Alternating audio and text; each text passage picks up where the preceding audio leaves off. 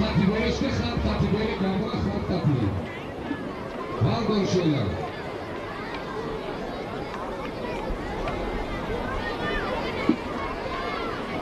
Katariga var 5 tamam.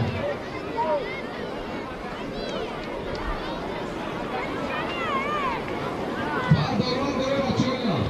Bu şey. Bu talaşa var durumu.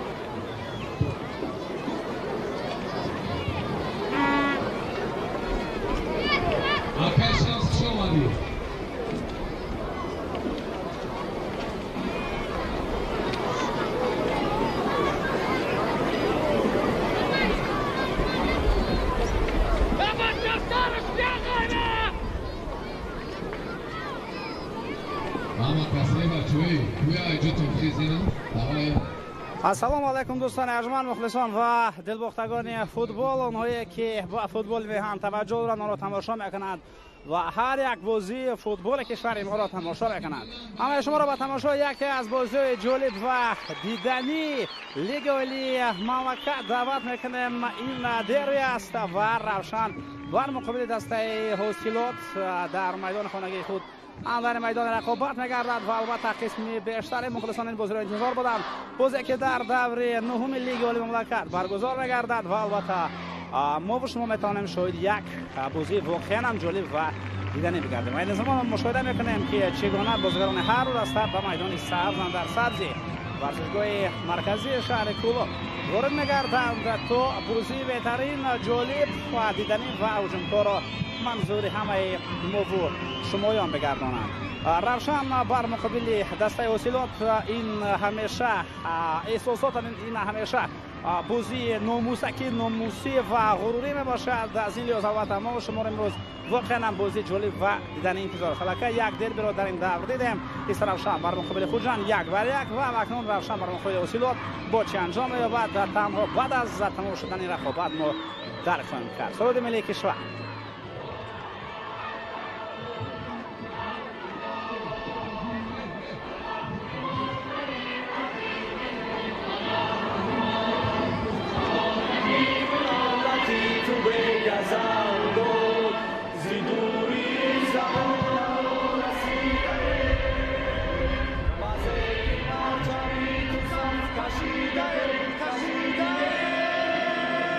زنده باشه وطن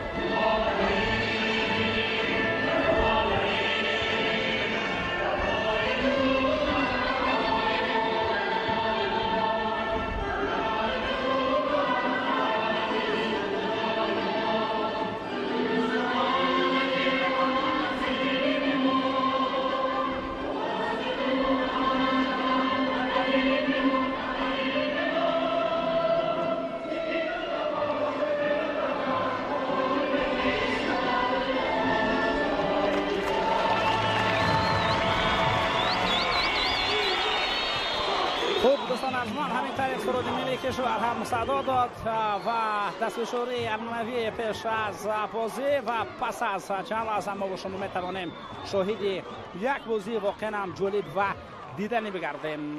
به شک و تردید و وصف زیادی روشن و اصولات این بازی همیشه جالب و دیدنی صورت میگیرد. روشن شهر کلاب بر مقابل حاصلات نویه فرخار دربی ولایت خاطلان و البته در این رقابت ما شما میتوانیم همه چیز را مشاهده بنماییم.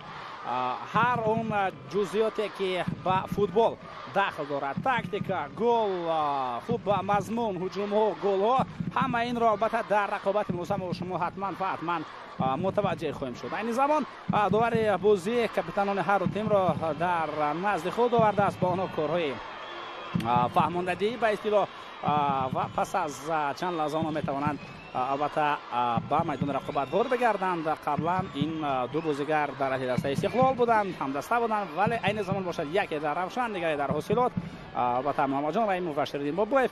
این زمان یکی شرفی دسته روشن شهر کلوب را حمایت میکنند، دیگری در دسته حاصلات نویه فرخار است و این بازیگران اکنون بر ضد هم دیگر در روی هم قرار میگیرند. هیئت دسته روشن شهر کلوب چنین میباشد و مسعود نظرزاده متخصص ایرانی بازیگران بهترین خود را در بازی امروز وارد میدان کرده است و البته من بهتر هیئت پرره این تیم را به شما خواهم گفت و اونایی که در هیئت ذخیروی قرار دارند اونها به ما نشان داده میشوند که میتوانند البته از بین فوتبالبازان ذخیروی به میدان آیند و به بازی تأثیر نیک داشته باشد.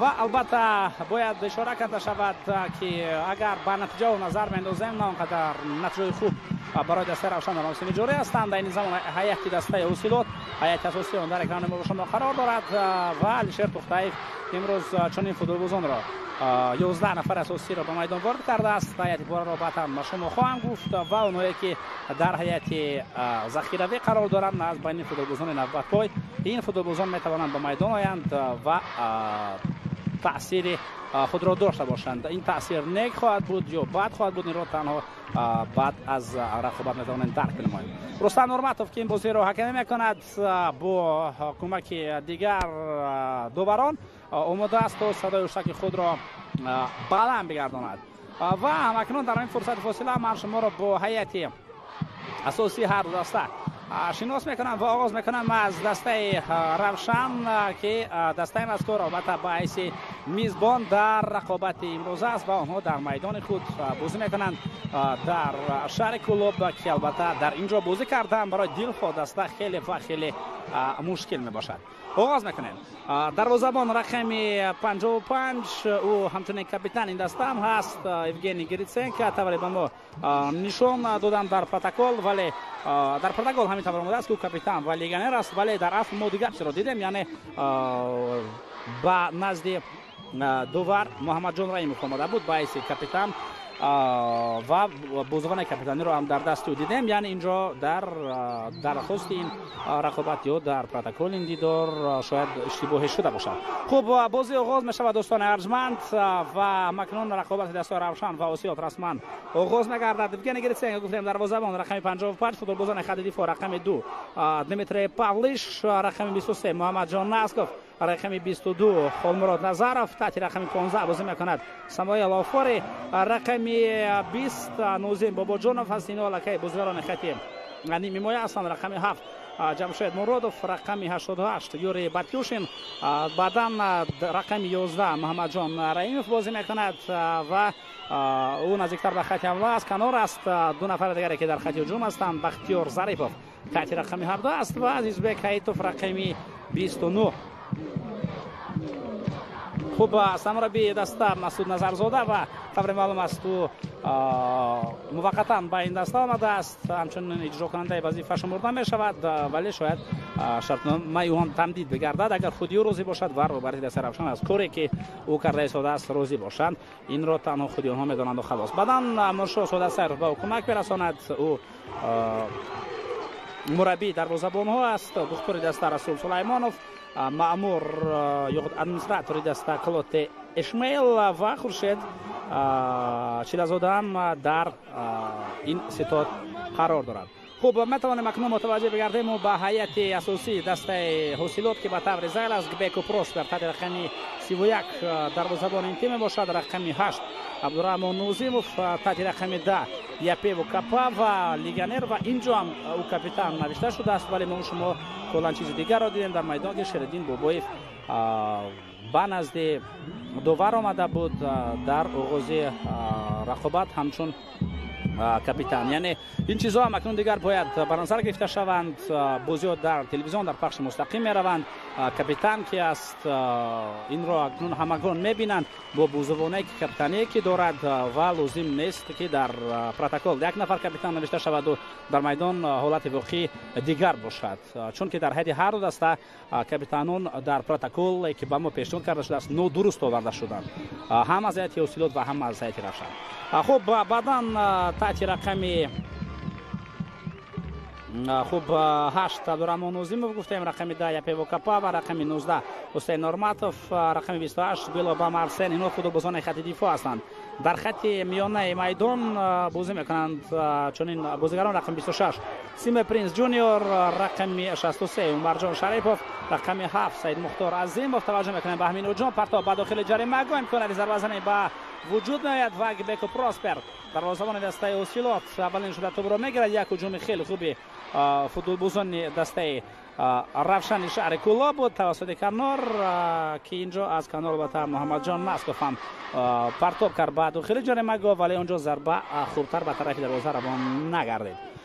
خوب بعداً در خط هجوم رقم 17 دلیر یادگاروف است، رقم 18 تایرجان تقوی‌زاده و رقم 14 شردین بوبوی. این بازیگر هنرنمایی میکند. سرمربی دسته مذکور علیشیر توختایف است، با کمک میرساند قناعت لطیفوف. باز یک نفر دیگر صابرجان ارگاشف کمک رسانی میباشد، دختر دسته دلیر خولوف. مسگر در تیم داوی بسنچانین است. مربی دروازه‌بان رستم ریزویف. توجه میکنیم به همین جان پرتاب به داخل جریمه گاه، وضعیت خوب و این حالت را دفاعگران برطرف میکنند. بعداً مأمور دسته شیرین نعیموف است.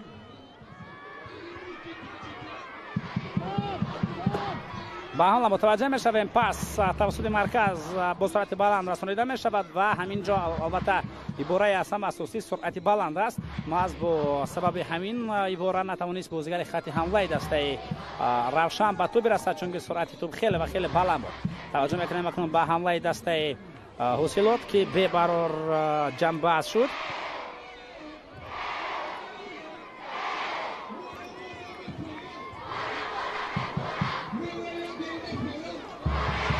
البته بازی های اخیری دستای مذکور ما به خاطر داریم. بازی بین همین را من در نظر دارم.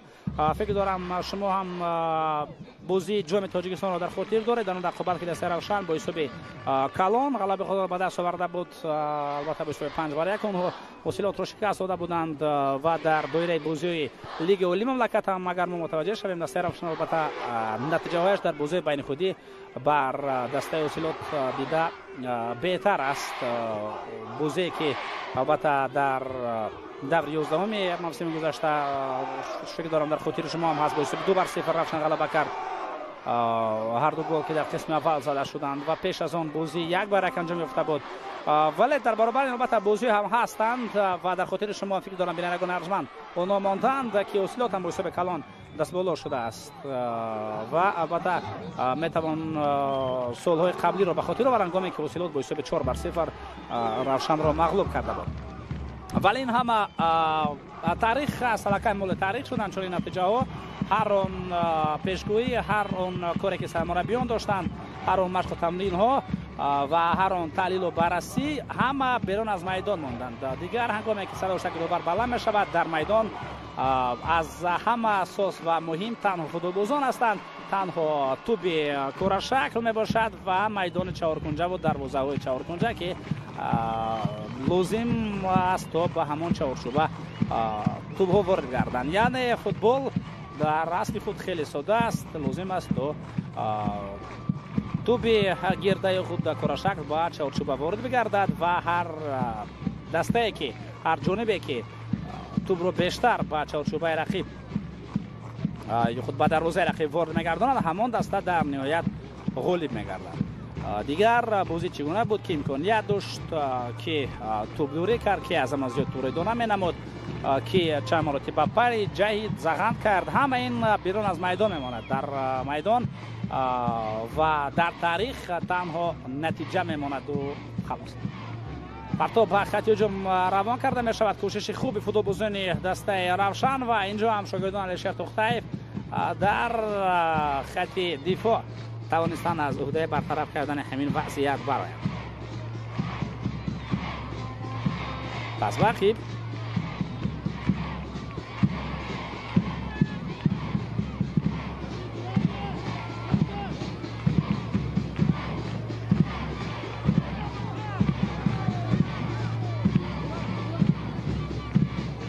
پس باقیب ضربه دروازه‌بان و این ضربه عادی نبود چون که توپ درست به محمد جان رحیموف رسید ولی اون اونقدر خوب توپ را قبول کرد.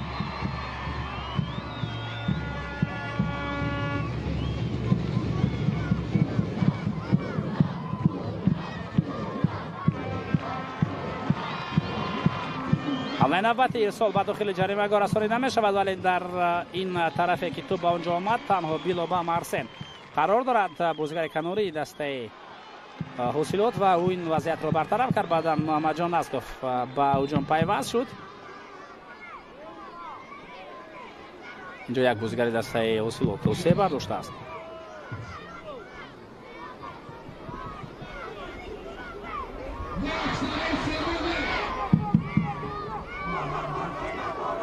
سعید مختار عظیموف لکه او از جا بالا می شود یعنی می تواند بازی را ادامه بدهد و یک درد که او احساس کرد جدی نبود او از جا بالا می شود. حمله نوبتی پاس خیلی خوب به طرف شیردین بوبویف رسانیده می شود و شیردین اینجا توپ را از دست داد. بعدا کوشش کرد برای برگرداندن توپ و موفق هم گردید. توپ اکنون در نظارت دسته حاصلات است. پس واقعی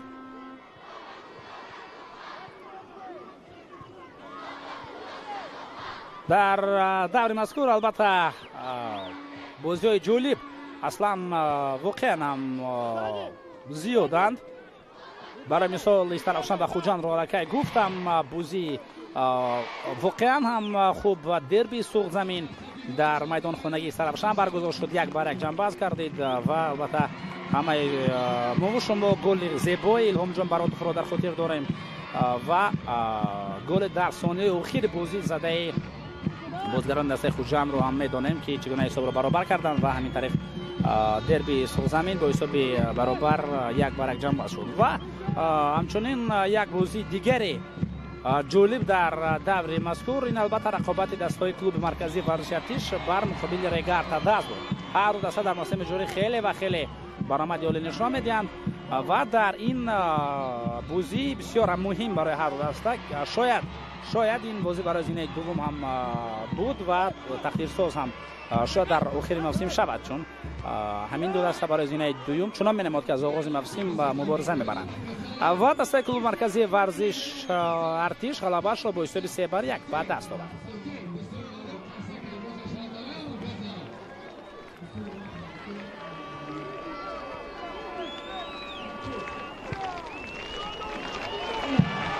پس به خط حمله رسانیده می شود. گبکو پروسپر اینجا حرکت نمود و میدانید اینجا امکانیت بود برای کار کردن پینالتی اگر بختیار ظریفوف توپ را به کنار میزد و بعدا دروازه‌بان به پای او میرسید ولی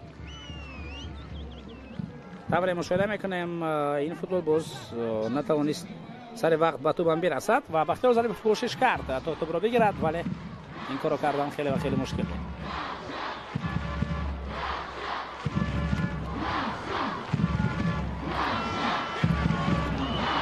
خطاب نوبتی به داخل جریمه‌گاه و اینجا گبکو پروسپر البته به خطا و به یگان مشکلی توپ را خواهد گرفت.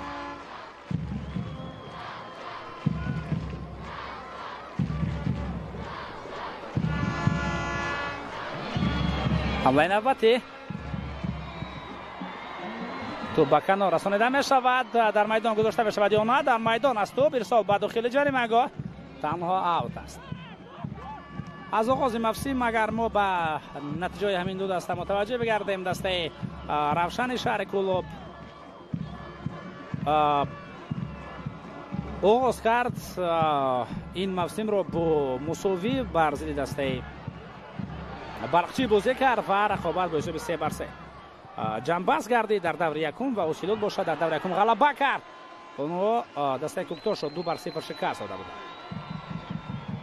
بعدا دسته اوسیلوت خودجان رو 3-1 شکست داد در دور دوم و روشن باشد در دور دوم پنشه رو توانست با حساب کلان 3-0 مغلوب سازد.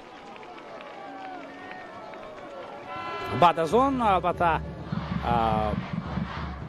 روشن با کلوب مرکزی ورزش ارتش بازی رو به گل در دور سوم جنبست کردن. 3-0 اون بازی به انجام رسید.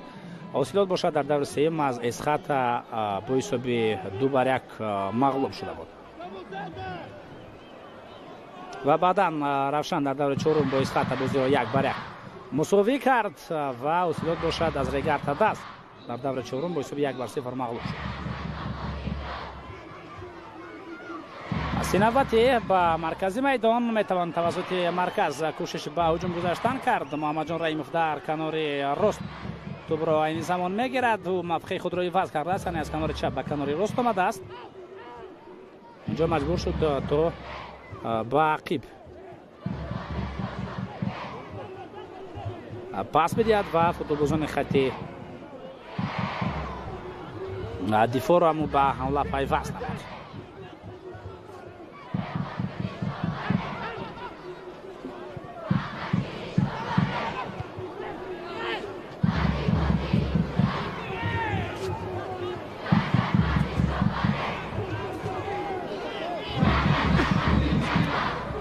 حمله نوبتی دسته اوسیلوت از باقیب بیلو با مرسن توپ را با سیم پرینس جونیور به مرکز رسانیدن توانست.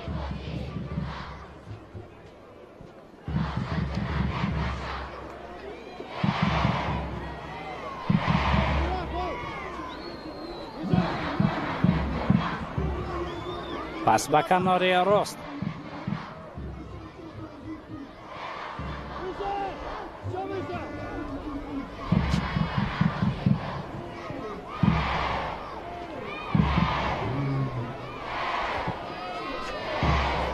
پرتاب نوبتی رسانیده می شود و اینجا بازیکنان خط دفاعی دسته روشن خیلی خوب بازی کردند.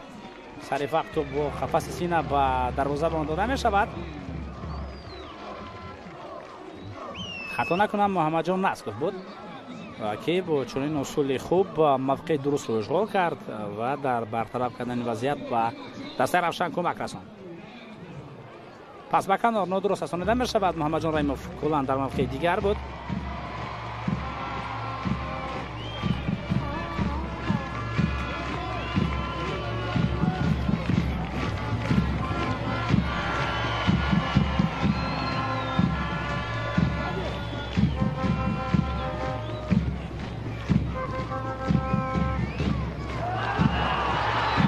اینجا خطای فوتبالبازان دسته اوسیلوت با حمله خوفناک روشن میارد. پرتاب به طرف جریمه‌گاه و توپ را اینجا میگیرد گبیکو پراسپر. بسیار حالت خوب بود و در کار بود تا اون درست استفاده کرده شود. بهت چگونه خطا وقتی زنی توپ را میگیرد حمله را او ادامه داد و پس اون ضربه آخری نرسید، ضربه درست نرسید، نقطه نهایی نرسید. پرتاب طویل با کنار اینجا خیلی ارسال قطری خود دیاگونال زیبا با کنار چپ رسانیده شد. حمله نوبتی دسته اوسیلوت بیلو با مرسن پاس بشردین با بویف حرکت های با بویف و با عقیب برمیگردد. حسین نورماتوف ارسال حسین با خطی حمله دلیر یادگاروف اینجا کوشش نکند و او قاعده بازی را ویران کرد و پیش از این حتی افساید هم بود.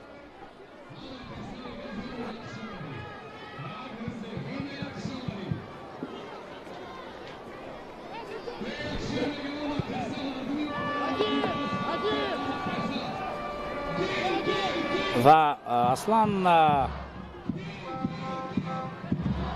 اگر به همین نوار ما باور کنیم افساید نبود، چون که در لحظه که پاس داده شد و بعدا هنگامی که ما در نوار بازیگر خط هجوم و دفاع رو دیدیم، حتی در همان حالت هم تا هنوز در یادگار از فوتبال نگذشته بود.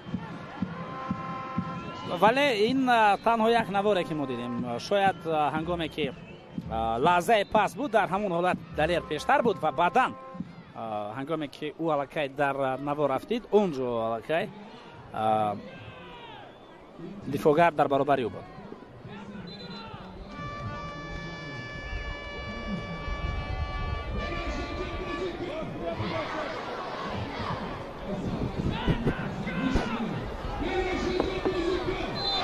حسین نورمتوف پاسیو به مرکز سال به کناری راست رسانیده می شود.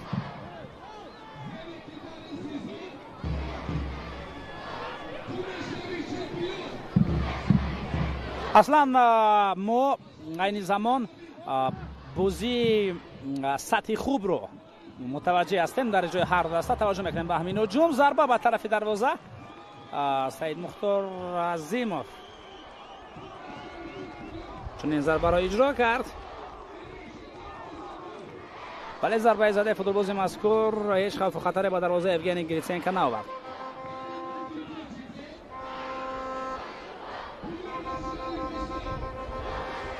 یعنی در دایره چمپیونات تاجیکستان ما وقت اخیر بازی خوب رو زیاد متوجه شده ایستاده ایم، یعنی بازی سطح خوب را. چون اگر ما قیاس کنیم البته با موسم‌های دیگر اونجا چنین بازی‌ها انگشت شمار بودند، اونها را در رفت یک موسم میتوانستیم با انگشتان یک دست بشماریم و این انگشتان حتی کمی هم میکردن برای حساب کردن چنین بازی‌ها. ولی در موسم جاری اصلا این گویم یک خوشگویی هم نیست، دلیل است، فکت است. واقعا هم در موسم جاری بازی سطح خوب رو در لیگ اول مملکت ما بسیارتر دیده ایستادیم. تقریبا در هر دور یک دو بازی خیلی خوب جریان میگیرن. این البته با شرافت آن که دسته‌های مذکور دسته‌ای که این زمان من نامبر خواهم کرد سطحشون خیلی خوب شد و شاید بسیاری انتظار هم نداشتند. برای مثال دسته اوسیلو در موسم جاری بازی زیبا نشان میدهد. خوب دسته کلوب مرکزی ورزش ارتش زیر روبرای شمس‌الدین قاسمیوف بازی خیلی خوب دارد و رقابت پذیر بودن بر مقابل دیل خود دسته. یعنی مربی جوان بازی خوب رو برام دست میداند چی کار کند که رو در کدام موقع ماند و کی بازی هجوم کار را ماند و کی بازی دفاع کار را. دسته روشن البته گویم که یک موسم گواره مانند رو دارد، گو به این طرف گو به اون طرف، یک بازی خیلی زیبا دارد، یک بازی بسیار ضعیف و حتی در رفت یک بازی می شود که 10 دقیقه بازی خیلی عالی و بعد از اون 20 دقیقه بازی خیلی بد.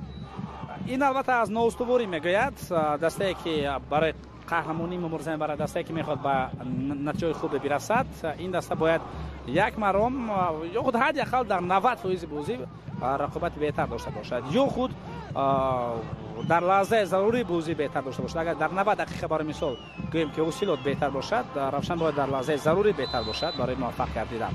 یا خود برعکس اگر روشن در ظرف 90 دقیقه دسته یکم در میدان باشد، اوسیلات برای غالب شدن در حالت در یک لحظه ضروری بهتر بازی کنند. خلاص در فوتبال این طور هم هست که در 90 دقیقه یک دسته بهتر بازی میکند اما غالب دسته میشود که در 5-10 دقیقه بهتر بازی میکند و در همین 5-10 دقیقه امکانات خود را استفاده میبرد. حتی دو رفتن لازم نیست. این تنها مثال است. یعنی من لیگ چمپیون ها رو با لیگ اولی مملکت قیاس نکرده ایستادم، اما من تنها حالت را گفته ایستادم.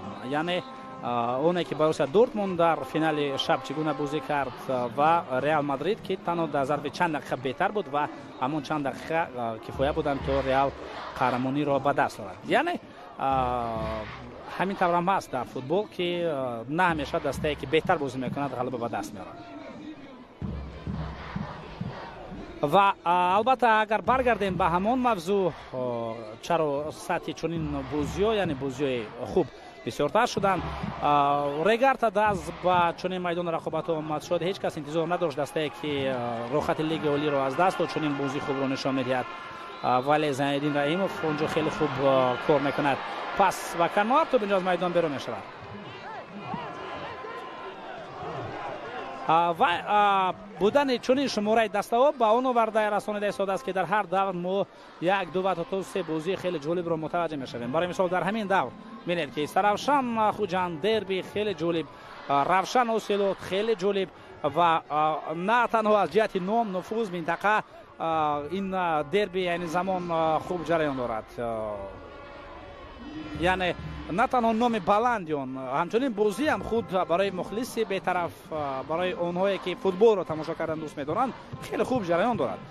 ما شما فوتبال خوب رو متوجه شده شدیم. بازی در مرکز میدان نیست، اتوبوس رو نه از این طرف نه از اون طرف می‌بینیم، هر دو دسته به هجوم می‌گذارند، یعنی بازی که خیلی خوب برای نگاه کردن است، بازی که چشم رو به درد نمی‌آورد. به حال متوجه می‌شویم. شریدین بابایف ضربه با پای چپ و تو اینجا بیرون از میدان می‌روند.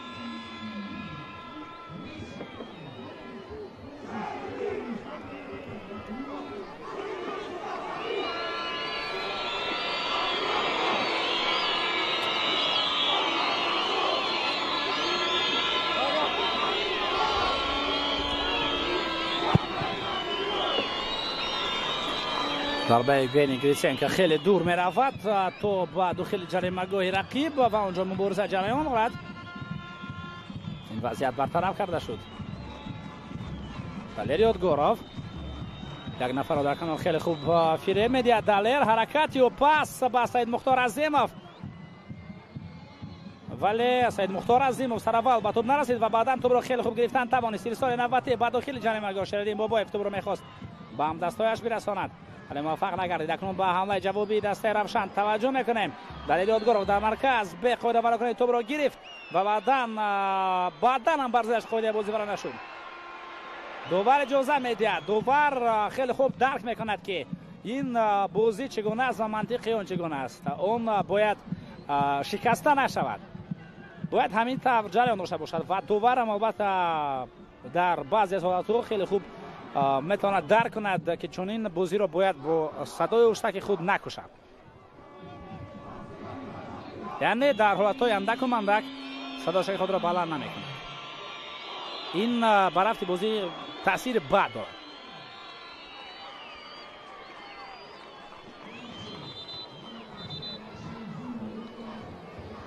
اینجا قاعده بازی برام کرده شد در مرکزی میدان.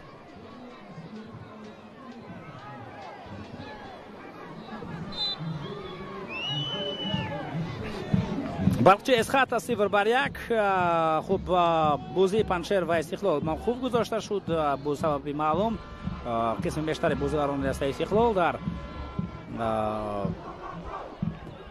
آمادگی برای بازی مهم برای منتخب تاجیکستان قرار دارند که روز ششم البته ما بازی داریم با اردن و بعداً کلوب مرکزی ورزش ورگر از را گفتیم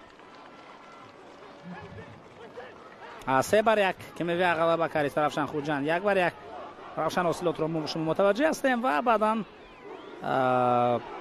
در ورزشگاه مرکزی جمهوری شهر دوشنبه امروز برگزار شوی بازی دستای وخش و کوکتاش در نظر است. این رقابت باید رسول ساعت 18 ساعت 6 بیگاه آغاز شود، یعنی بعد از نیم ساعت. پس با مرکز کوشش های خیلی خوب فوتبالبازان دسته روشن و این وضعیت هم برطرف کرده شد.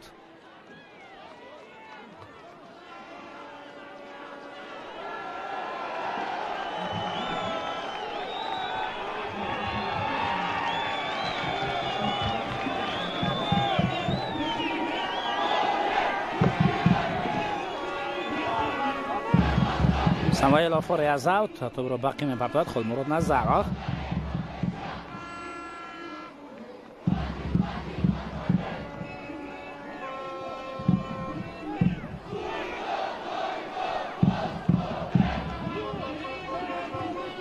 میتوان با این حمله متوجه گردید. پس با مرکز از مرکز تو با کنار چپ رسانیده می شود.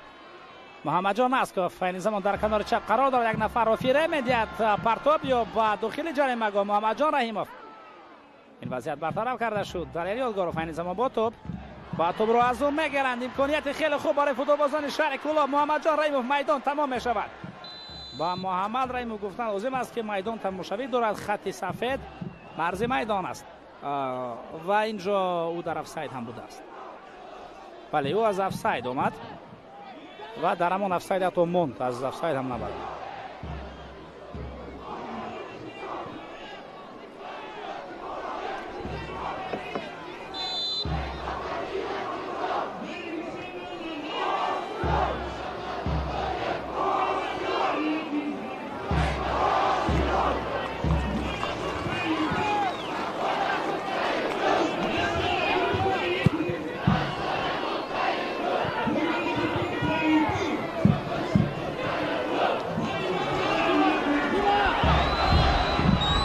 سال با داخل جریمه گل رسانده می شود. کار خیلی خوب و امکانیت بهتری برای شهردین بابایف بود ولی او استفاده کردن نتوانست این وضعیت را. حمله نوبتی ادامه دارد. سید مختار عظیموف از پا می افتد و دوباره شروع می کند که ضربه کنجی است.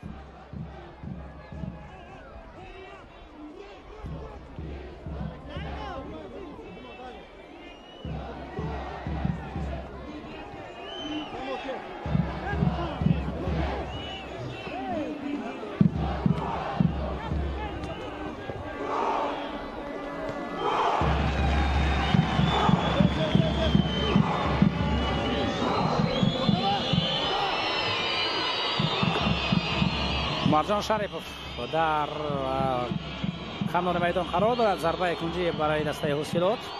ارسال با داخل جریمه گل. ضربه و توپ نه به طرف دروازه بلکه کلا به جانب دیگر روان کرده شد. امکانات خوب پیدا کرده ایستادن فوتبالبازان دسته حوصلات. از این نگاه اگر ما گوییم فرصت‌های خوب و بهتر برای دسته حوصلات پیدا شده ایستادن. دسته روشن تا همین دم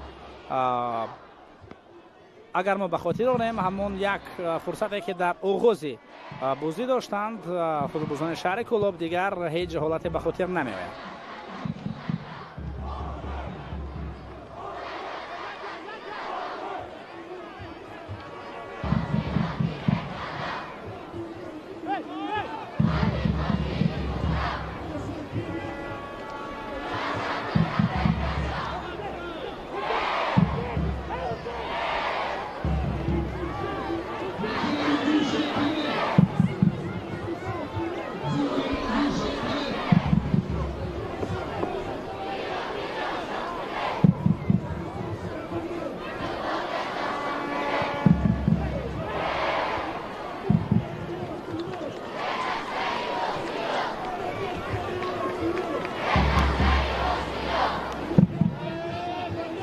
سیم پرنس جونیور بیلابا مارسن ضربه این فوتبالباز به خط هجوم اونجا دلیریوت گورف آماده بود. این زمان شهردین بابایف با توپ امکانیت خیلی خوب. شهردین تا هنوزم با توپ از ضربه و در نتیجه صدگذاری این ضربه شهردین بابایف برطرف کرده می شود. بسیار فرصت خوب برای حملهگر دسته حوصلات پیدا شد. بار دیگر متوجه بشوید در مرکز میدان توپ را با خیلی خوب بعدم پاس هم بد نبود و پس آن شهردین کوشش های خود را انجام داد برای موفق گردیدن و این حالت با ضربه کنجی جمع می شود. ارسال به داخل جریمه گاه پرتاب نوبت امکانیت و اونجا ضربه زنی نماندند. بازیگران دسته حوصلات را که در داخل جریمه‌گاه قرار داشتند توجه میکنیم با این هجوم خیلی خوب فوتبالبازان دسته روشن. امکانیت خیلی عالی است و ضربه زده شد. گبکو پروسپر توانست این وضعیت را برطرف سازد توسط کانور. کی خوب بازی کرد؟ محمد جان نسکوف بود یا نفر دیگر؟ این را حتما خواهیم دید بعدا. این زمان به حمله دسته حوصلات توجه میکنیم که پاس به کنار به طرف مرجان شریفوف است. این زمان بازم توپ گرفته میشود. سیم پرنس جونیور ارسال به عقب سید مختار عظیموف.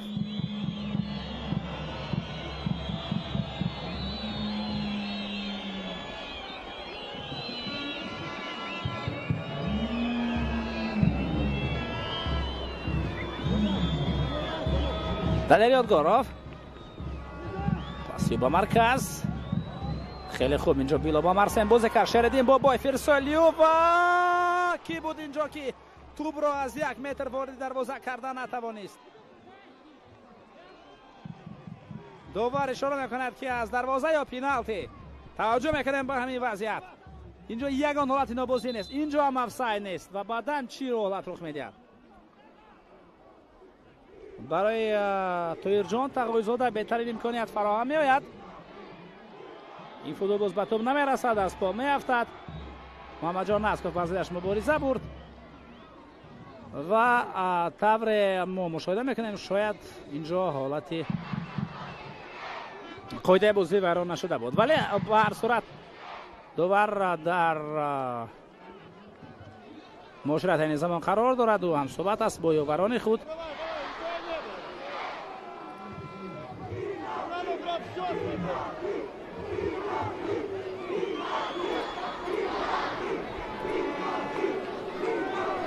بار دیگر این وضعیت به ما نشان داده می شود، ولی گفتن خیلی دشوار است که قاعده بازی ویران کرده شد یا ویران کرده نشد. اکنون باید دوبار قرار خود را برآورد. خوب هیچ چیز نیست، اجازه میدهد تا بازی ادامه یابد. رستم نورمتوف من خود رسا میکنم که در اینجا ور هم هست در بازی دست رفشان و اوسیلوت. در روزه ور خورشید دادوبویف قرار دارد همراه با خسروی صدیق زاد و شریف بک نورالدینوف.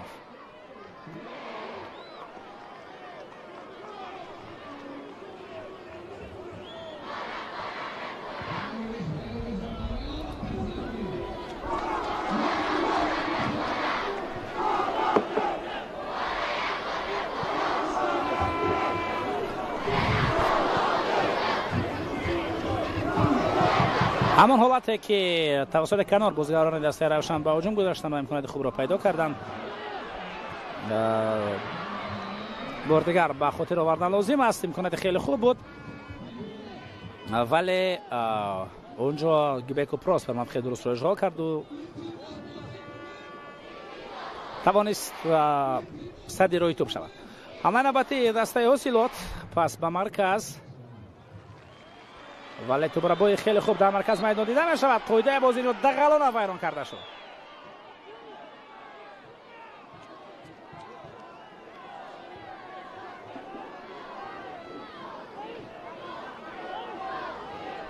توجه می شویم بار دیگر مرجان شریفوف بود که نتوانست اینجا بازی توزه نشان دهد بر ضد جمشید مرادوف.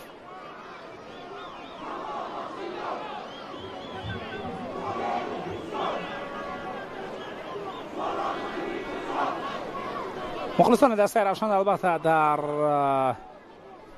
ورزشگاه قرار دارن و باید شمارهشون بیشتر باشد.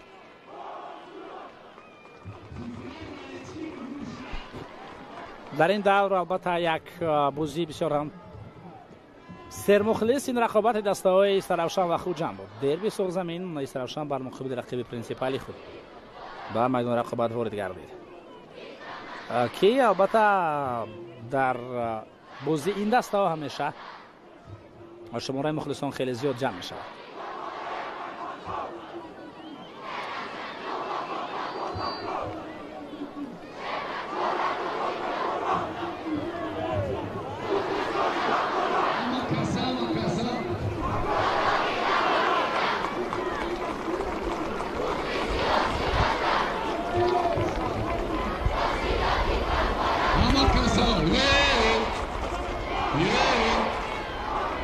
خمراد نظرف در نزد توپ دفاعگر مرکزی دسته روشن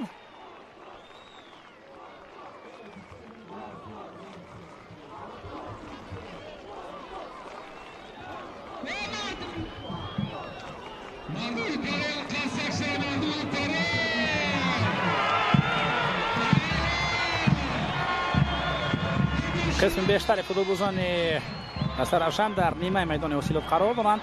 کمتر از 10 دقیقه دیگری وقت اساسی باقی مانده است در قسم اول.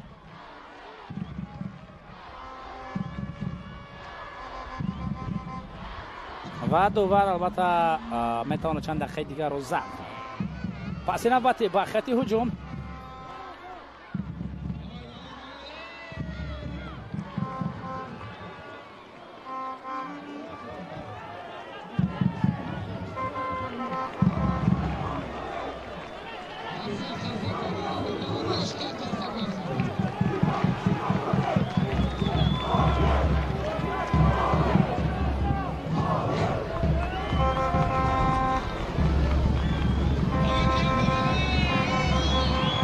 پس به کنار.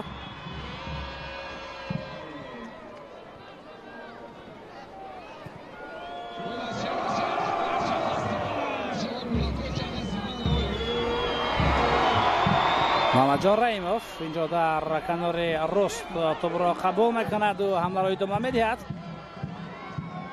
توپ را میگیرند فوتبالگزار دسته اوسیلوات. این زمان دلیری اودگاروف پاسی و به مرکز سید مختار عظیموف. پرتاب طویل با داخل جریمه گاه و دروازه‌بان اولین شده به توپ میرسد.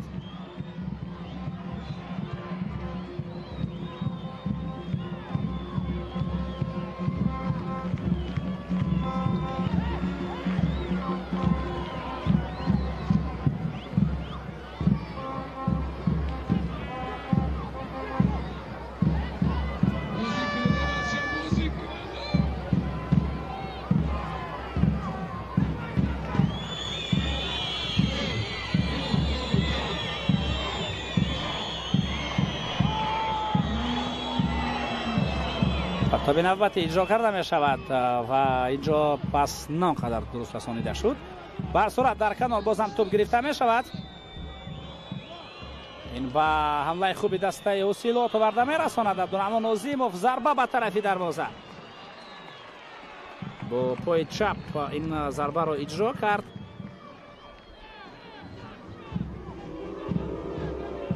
عبدالرحمن عظیموف در کنار رو قرار داشت.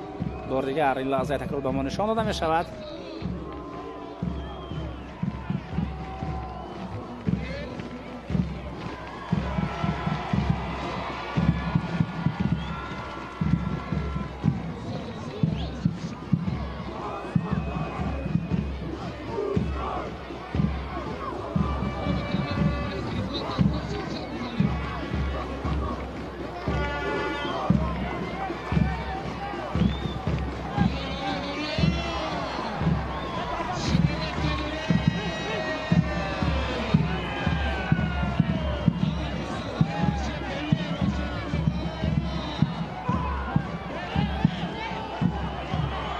بازیگر دسته روشن آنجا از پا می افتد ولی دوباره روم است. همه این در داخل جریمه گاه رخ داده بود و بینید که چگونه عرض و شکایت میکند. اینجا نیم حمایتگر دسته روشن.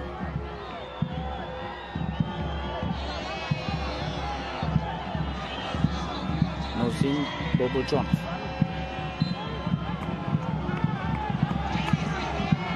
و با لحظه تکرار متوجه میشویم چگونه نوزین بابوجانوف توپ را گرفت. بعدا حسین نورمتوف مبارزه برد و حسین توپ را زده از نزد پایهای نوزین بابوجانوف دور کرد.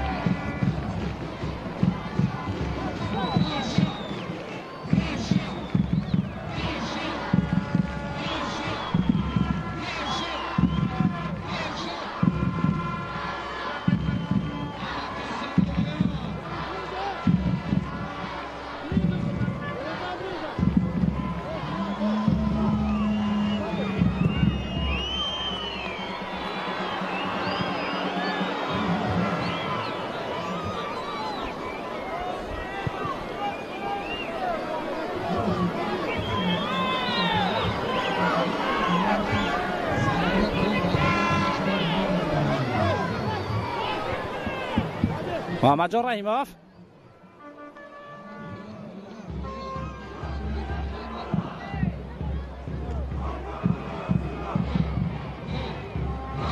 تمام چند دقیقه اداره توپ را با دست و حتی میتوان گفت در حالت فوتبالی با پای خود گرفتن. فوتبالبازان رفشانی شهر کلاب محمد جان رحیم فینیزم مبارزه برد ولی نتوانست حمله را ادامه بدهد.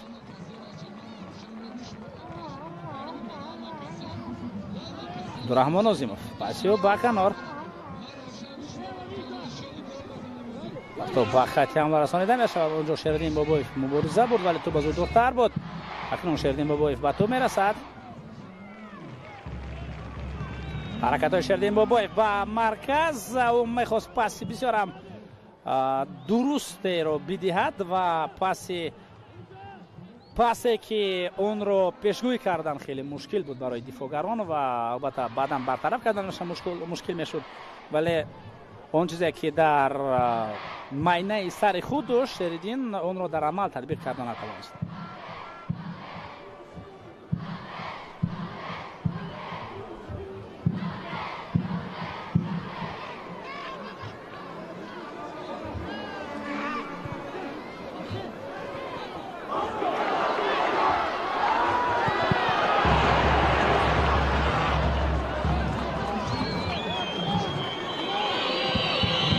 حتی بنویتی با خطی حمله تو را در نزدیکی جریمه‌گاه خود به دست میارن فوتبالبازان روشن. خودمراد نظرف و توسط کنار چپ این زمان حمله جریان دارد. محمد جان است که فرسالیو با خط هجوم و اونجا بختیار ظریفوف از همان نزدیک به توپ قرار داشت ولی این فوتبالباز نتوانست توپ را بگیرد.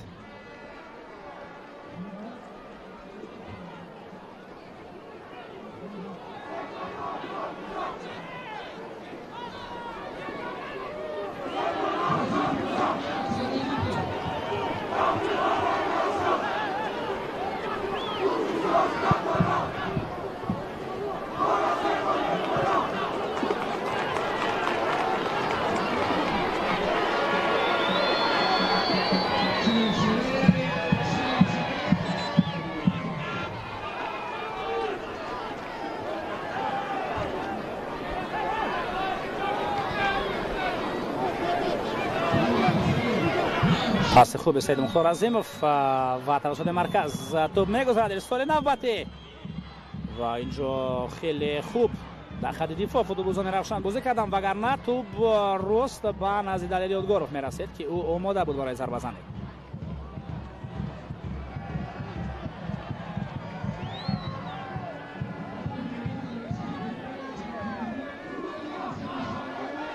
بیلا با مارسن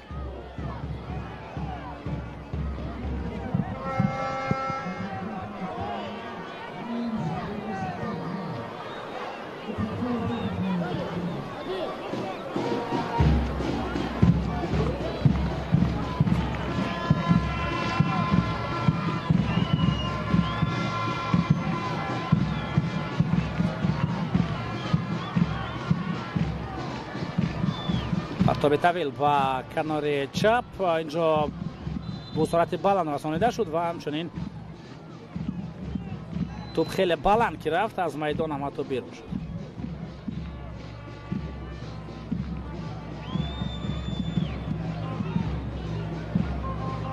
خب محمد جان است که شاید اونجا استفاده شد و دوباره من زمان همین چیز رو اشاره کرده شده است. 2 دقیقه زم کرده می شود با وقت اساسی قسم اولی رقابت. سیمه پرنس جونیور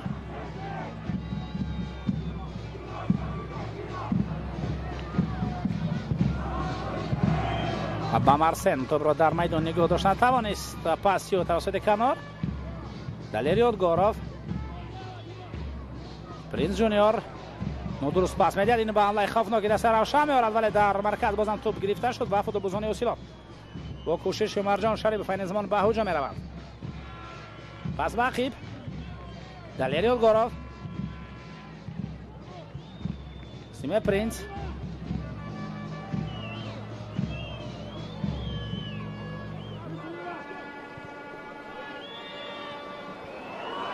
امکانیت برای ضربه زنی وجود دارد. ضربه خیلی خوب این حسین نورمتوف بود بهترین امکانیت برای زدن گل فراهم آمد. نه، سید مختار عظیمov بود است دوستان ارجمند. عذر، نه حسین حرمتov، سید مختار عظیمov بود که بهترین وضعیت براش فراهم آمد.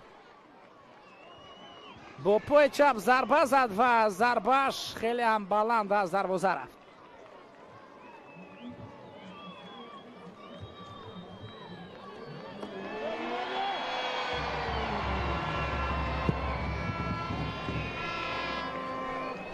بیست ثانیه دیگر مانده است تا انجام 2 دقیقه که 2 بار زم کرد.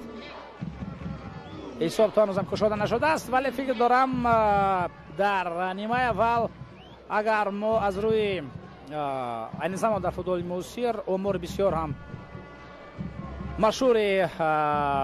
مشهور و مهمی ایکس جی بگیریم، حداقل یک گل بود زده میشد. ضربه با طرف دروازه و گبکو پروسپر، بهترین سیو در اجرای او. ضربه نوزین باباجانوف بدون از جریمه خیلی هم خوفناک به کنج دروازه رفت و گبکو پروسپر توانست این وضعیت را برطرف سازد. توجه میکنه بار دیگر به همین حالت.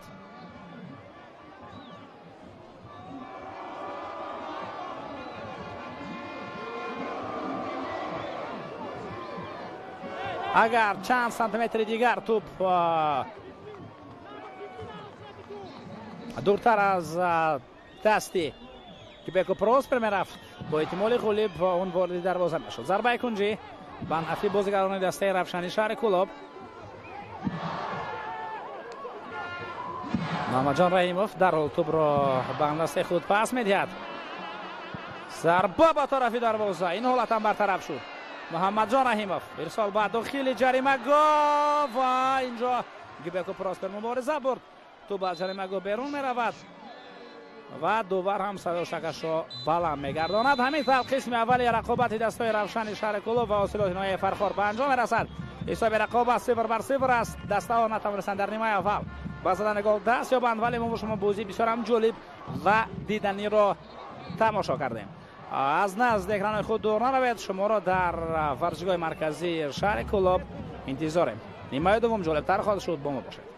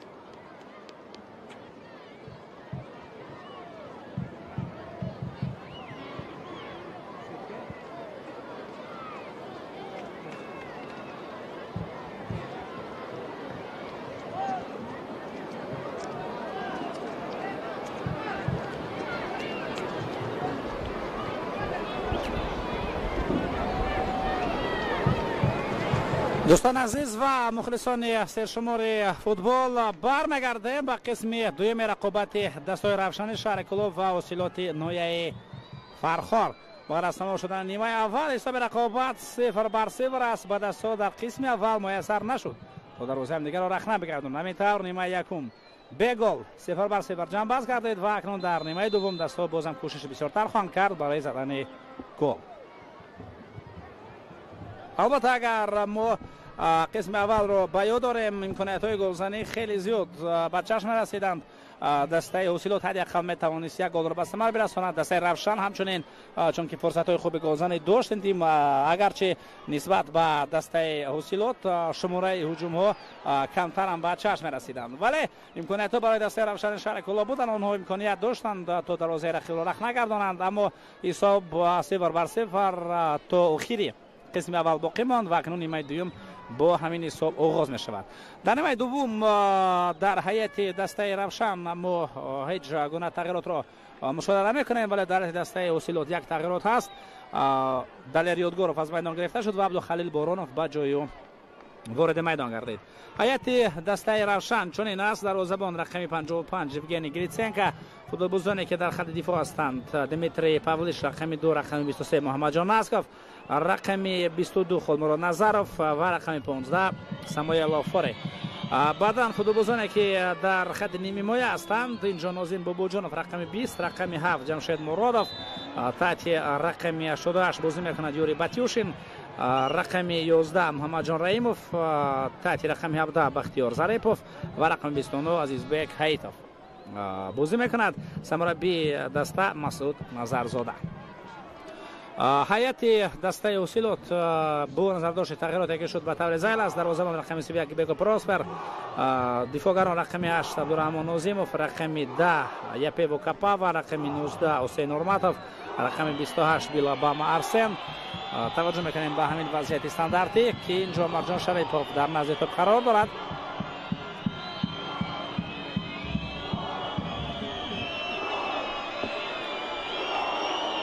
فوتبالبازان دیگر حاصلات در داخل جریمه‌گاه هستند.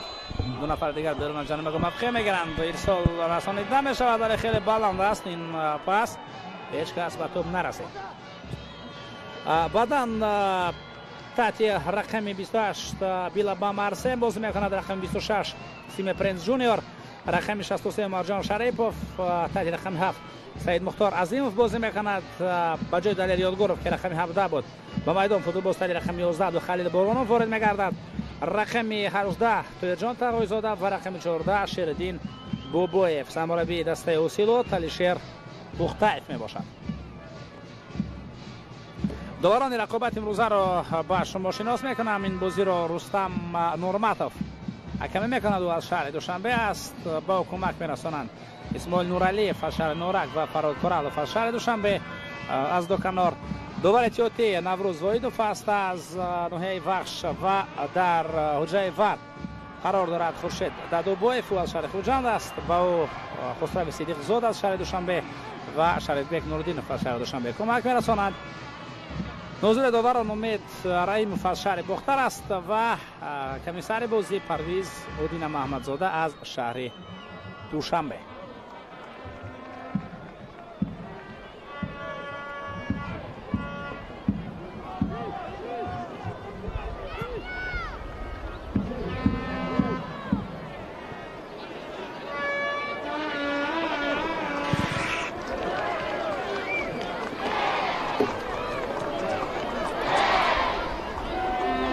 عبدالخلیل بارونوف از در نیمه دوم که به میدان آمد اکنون باید از دقیقه اول کوشش بنماید تا به رقیب فشار آورد.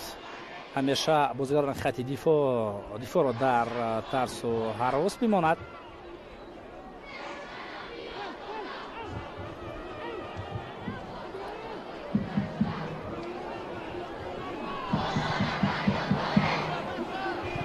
اولیش توسط کنار پاسی با محمد جان رحیموف. محمد جان رحیموف هم اینجا خوب بازی کرد، پس درست دادن توانست ولی بعدا این حمله دیگر ادامه نیافت چون که اونجا نتوانست درست‌تر بازی کند.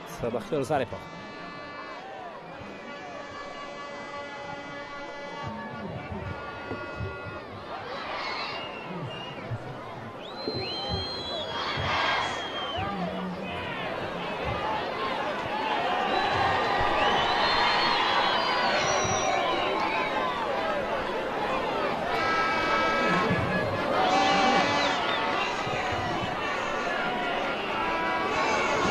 در مرکز میدان خیلی خوب بختیار ظریفوف توپ را گرفت، حرکتی و خط حمله ادامه دارد. پاس به محمد جان رحیموف، امکانیت خوب، پرتاب نوبتی و بک پروسپر دروازه‌بان دسته اوسیلا توان شده توپ را میگیرد و به خطا توانست توپ را گرفته این وضعیت را برطرف سازد.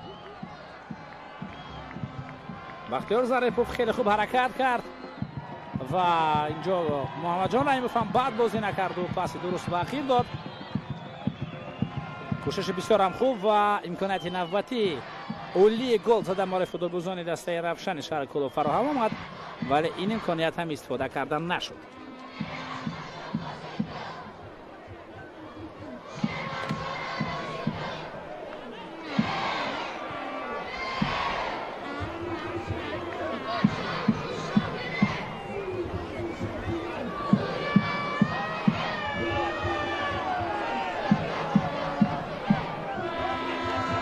توپ در میدان است، ارسال به داخل جریمه گاه رسانیده می شود و دروازه‌بان یوگنی گریتسنک اولین شده توپ را میگیرد.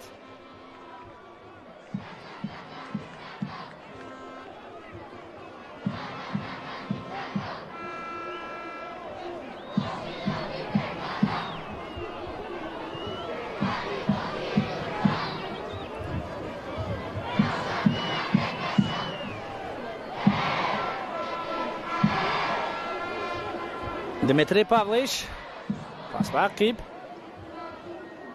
خلمراد نظرов،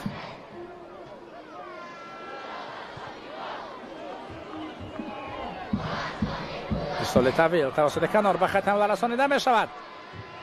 مبارزه در هجوم بود ولی به نتیجه. اینجا یوری باتیوشین بود که حرکت کرد برای توپ را گرفتن و برای ادامه دادن. پاس به مرکز عبدالخلیل بارانوف توپ را میگیرد، ارسال به عقیب، پرتاب نوبتی با کنار چپ و اونجا محمد جان نصر فاز دسته رفشن مبارزه خوب بر توپ را گرفت و توسط کنار به هجوم میرود. این فوتبالباز یک نفر دیگر هم فریه داده می شود، حمله ادامه خواهد کرد. فرصتی خیلی خوب برای دوام دادن هجوم دیده می شود از پا میافتد بازیگر دسته رفشن شهر کلوب. در حال بازیگران دسته رفشن به نزد دوور میآیند تا با ارزش حکایت خود را پیشنهاد کنند.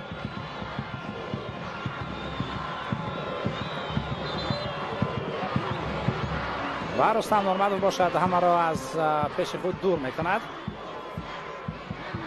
تو برود به نزد عزیزبک حیطوف که اونجا در زمین خوابیده است با گرفتن اصابی جدی.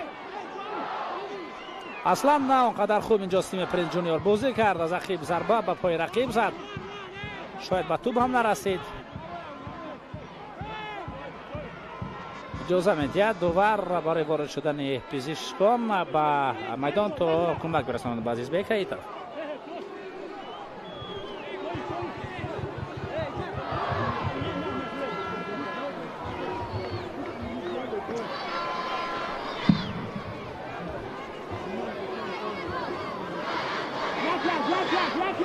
بار دیگر میتوانیم متوجه به همین فرصت شویم. اینجا مهم است که به توپ رسید تیم پرنس جونیور یا نه، یعنی توپ را زد یا عموما به توپ نرسید. اگر ضربه کنجی باشد معلوم شود که تیم پرنس جونیور به توپ رسیده است و او برعکس اینجا خیلی خوب بازی کرد، یعنی ضربه به پای رقیب هنگام برطرف کردن این وضعیت بود و این ضربه کنجی است، یعنی او به دسته خود بسیار هم کمکی درست رساند. ضربه کنجی دسته رفشن ارسال به داخل جریمه گاه رسانیده می شود. ضربه به طرف دروازه، محمد جان رحیموف بود که یک ضربه زد با سر ولی توپ تا به دروازه نرفت.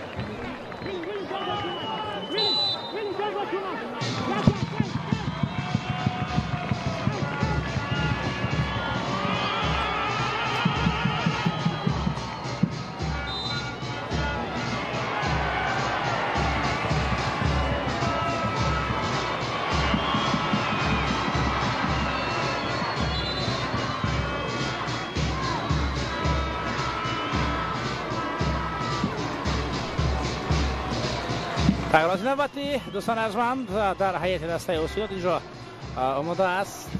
شهرام سلیمانوف برای به میدان آمدن. نخستین تغییرات در هیئت این تیم و از میدان گرفته می شود سعید مختار عظیمov.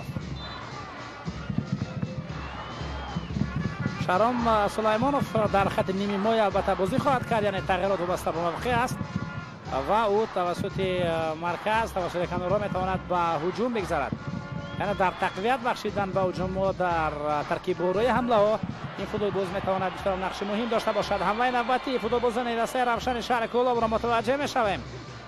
پس به کنار و توسط کنار را هجوم جریان دارد. ارسال خیلی بلند رسانیده شد و توپ اینجا از میدان بیرون می رود. عزیزبک حیتف نتوانست پاسی درسته را بعد داخل جریمه‌گاه برساند.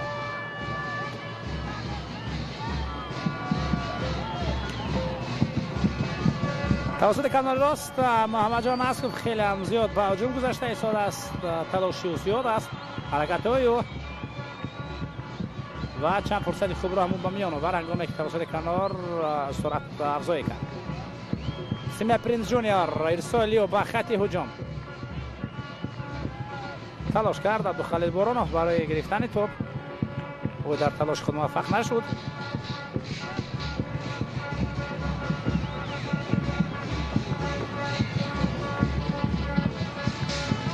جمشید مرادov خلمراد نظرov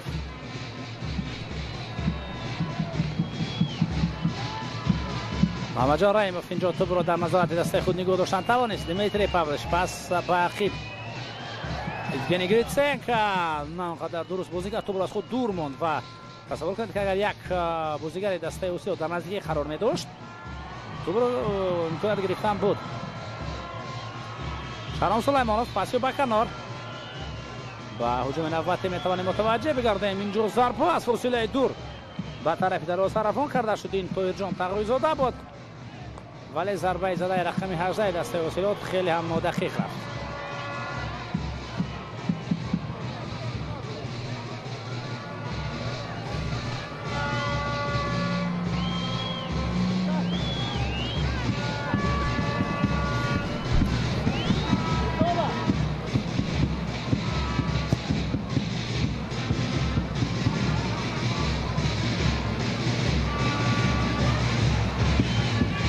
شهرام سلیمانوف در مرکز خیلی خوب بازی کرد. پاسی درستی با عبدالخلیل بارانوف در داخل جریمه. عبدالخلیل توپ را گرفته بازی را ادامه داده ایستاده است. امکانات نوبتی شهرام سلیمانوف مبارزه و دو نفره که از بین فوتبالبازان ذخیره به میدان آمدن کوشش میکنند تا بازی را در خط حمله بهتر سازند و اگر زمین دقیقه به او بدهیم اونها با این کار دست یافتند.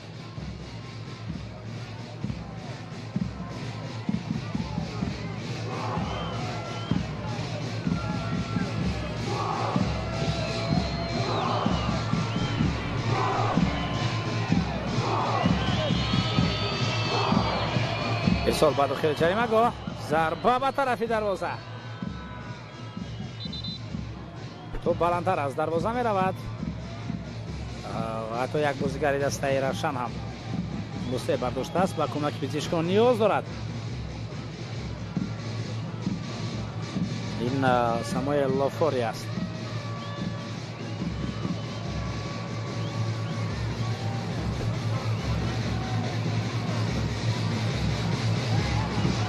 لحظه تکرار بار دیگه متوجه میشویم. کپاوا و ساموئل لافوری به هم برخوردند و ساموئل لافوری او سه برداشت. خب بختیار ظریف از میدان گرفته می شود دوستان ارجمند و در خط هجوم بازیگر تحت رقم 10 و میدان میادین عزیزبک سلطانوف است و اکنون عزیزبک سلطانوف کوشش میکند تا بازی دسته روشن را در خط حمله بهتر سازد.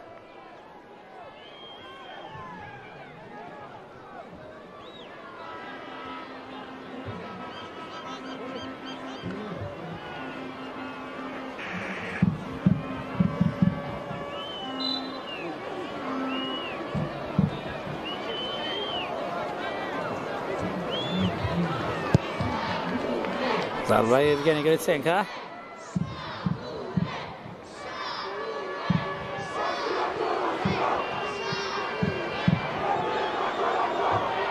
عبدالخلیل بارانوف توسط کنار رو مبارزه را ادامه میدهد و خودمراد نظرов این وضعیت را برطرف کردن توانست.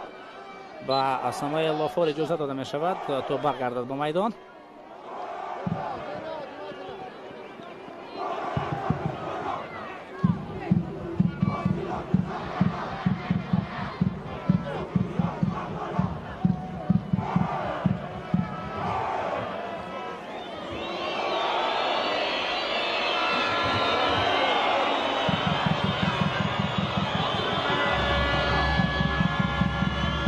مرتبه نوبتی امکانیت میجویند برای ضربه زدن. فوتبالبازان دسته اوسیلوت ضربه هم زده می شود.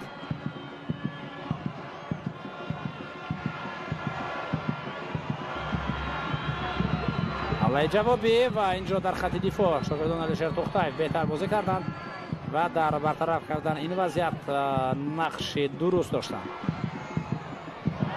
از پا می افتاد عزیز بیک سلطانوف خودی بازی برزیدیو در نزدیکی مرکز ویران شد.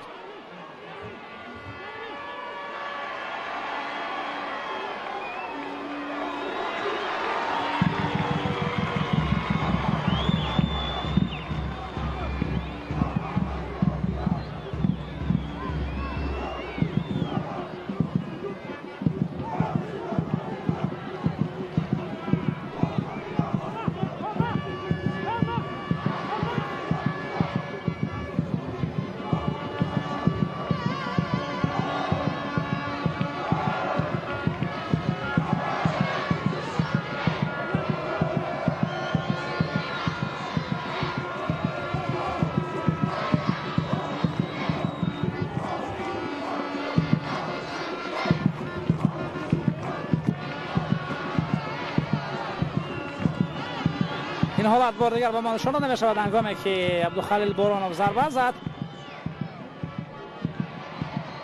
احتمالی هم بود که توپ به دست بازیگر در داخل جریمه‌گاه رسیده است، ولی اون حالت لکه پس سر شد. وضعیت نوبتی استانداردی به نفع دسته رفشانی شهر کلاب. محمد جان رحیموف در نزد توپ قرار دارد. ارسالی به داخل جریمه‌گاه ضربه و فرصتی خوب بود. ساموئل لافور این ضربه را اجرا کرد ولی توپ درست رفت، پلوتر از دروازه بیرون از میدان گردید.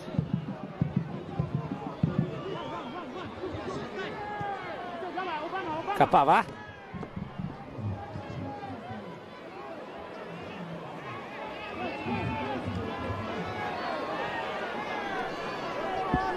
یوگنی گریتسنکا.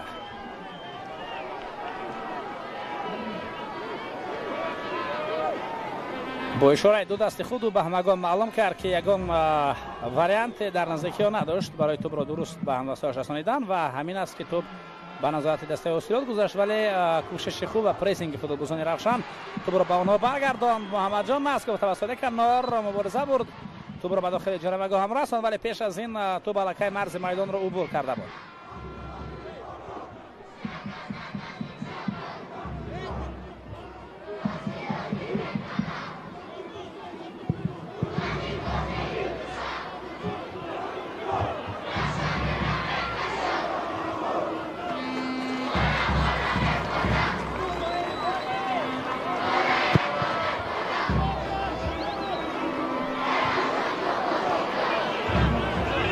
حمله نوبتی جون تقاضا پاسی با مرجان شریفوف ارسال به داخل جریمه‌گاه عبدالخلیل بارانوف و اینجا هم یوگنی گریتسنکا اولین شده توپ را میگیرد.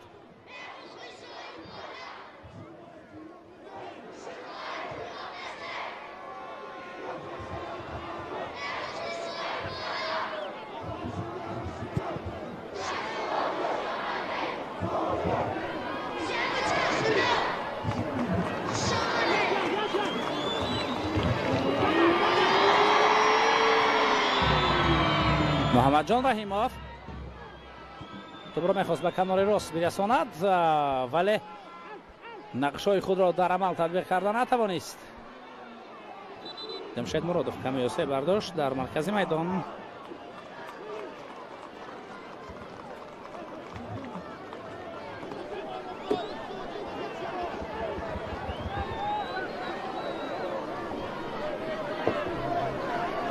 در قسم اول البته ما نتیجه همین دو دسته رو در 4 دور اول الکی با شما شناس کردیم و بعد از دور چهارم دسته равшани шаҳри Кӯлоб бозии худро боиси равшан гузаронида буд ва ғалаба ҳам кард бо ҳисоби 1-0 онҳо иста равшанро шикаст доданд. дастаи ҳосилот бошад дар дораи ҳамон давр, яъне даври панҷум аз Истиқлол бо ҳисоби 3-1 мағлуб гардид. муҳаммаҷон раимов ирсолиё ба дохили ҷаримагоҳ дарвозабон Гибеко Проспер равандан шуда ба тоб расид. این وضعیت رو برطرف کردن توانست حمله نوبتی دسته حاصلات پاس به خط حمله و اینجا اول شده ساموئل آفاری این وضعیت رو برطرف کرد. شریدین بابویف آماده است تا در توپ رو به بازی وارد بنماید. بیلا با مارسل توپ رو از او میگیرن و به خود ونکونی میگیرن یا خود بازی وران کرده شد. خبر اشاره میشود اینجا بازیگر دسته روشن در کنار خود بازی رو ویران کرده است. عزیز بک هیتا شراف سلیمانوف پاسی به کنار شریدین بابویف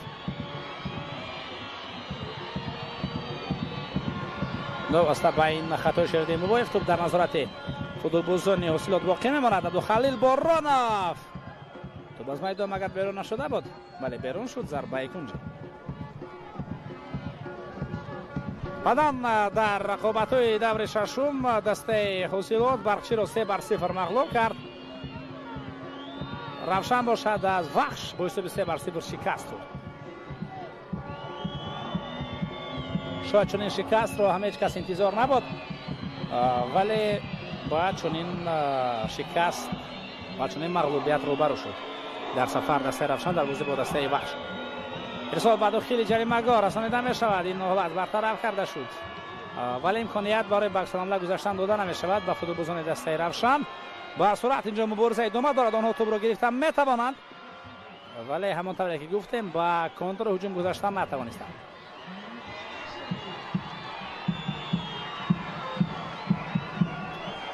پس از سپری شدن 6 دور رقابت‌ها دسته روشن را یک بازی بسیار هم مهم انتظار بود. البته گپ سر بازی برای دریافت سوپر جام تاجیکستان 2024 می رود در ورزشگاه تالکو آرینا در شهر ترسونزاده. این دسته ها بازی خود را برگزار کردند و با حساب 2-1 دسته استقلال در آن دیدار غلبه به دست آورد و سوپر جام تاجیکستان را در سال 2024 مال خود کرد. ضربه به خط هجوم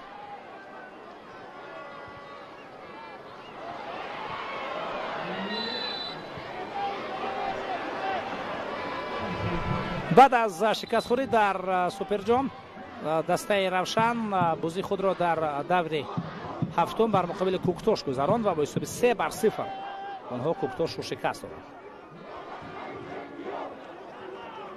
مبارزه نوبتی عمرجان شریفوف پرتابیو توپ نگذشت. این به حمله جوابی دسته روشن می‌آورد. با خط هجوم اینجا 2 نفر قرار داشتن بازیکنان دسته حاصلات. این وضعیت را برطرف کردند و عبدالرحمن نظیم فتوح نگذاشت که توپ از میدان بیرون شود، یعنی حتی اوت هم نیست به نفع روشن. توپ را باید در مرکز میدان و اینجا قاعده بازی ویران شده است بر مقابل شریدین بابویف در مرکز میدان.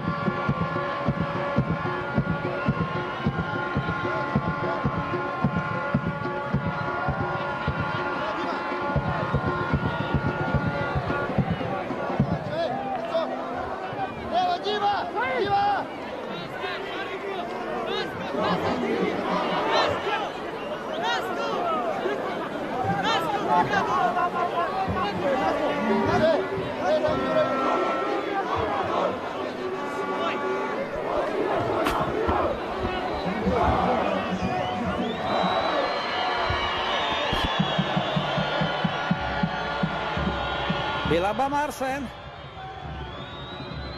از اوت توپ رو خیلی دور به داخل جریمه گاه میپرتاید. امکانیت برای ضربه زنی. شهردین مبارزه در داخل جریمه گاه و شهردین بوبویف توانست توپ رو بگیرد. بسیار مبارزه خوبی بود. بازم شهردین بوبویف پرتابی به داخل جریمه گاه و توپ از میدان بیرون میرود، یعنی ضربه کنجی.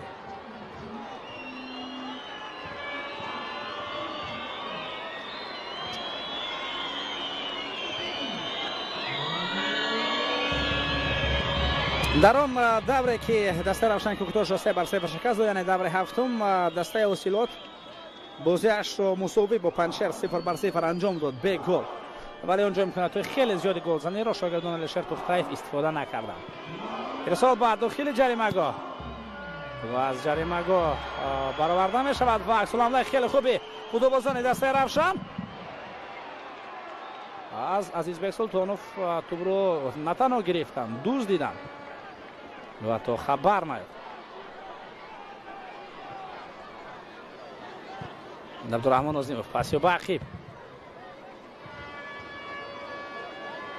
و بعدا در دوره هشتم، یعنی در بازی دوره گذشته باشد، دسته روشن با خوجند بازی کرد با حساب 1-1 بازی جنباز شد.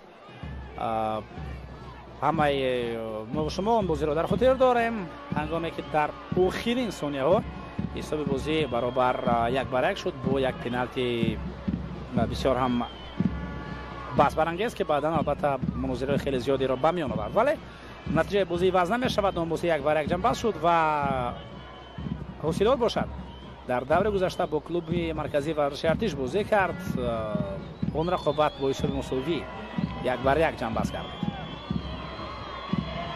جون تقویزاده پاسی بکن نور ارسال شهردین بوبویف وضعیت برطرف شد و حمله نوبتی را میتوانیم مشاهده کنیم. توی جون تقویزاده در کنار حرکت های او پرتاب به داخل جریمه گاه تو با تایر جان تقویزاده برگردانده می شود، ولی سرعتی تو بلندتر بود و هیچ کس نتوانست توپ را بگیرد.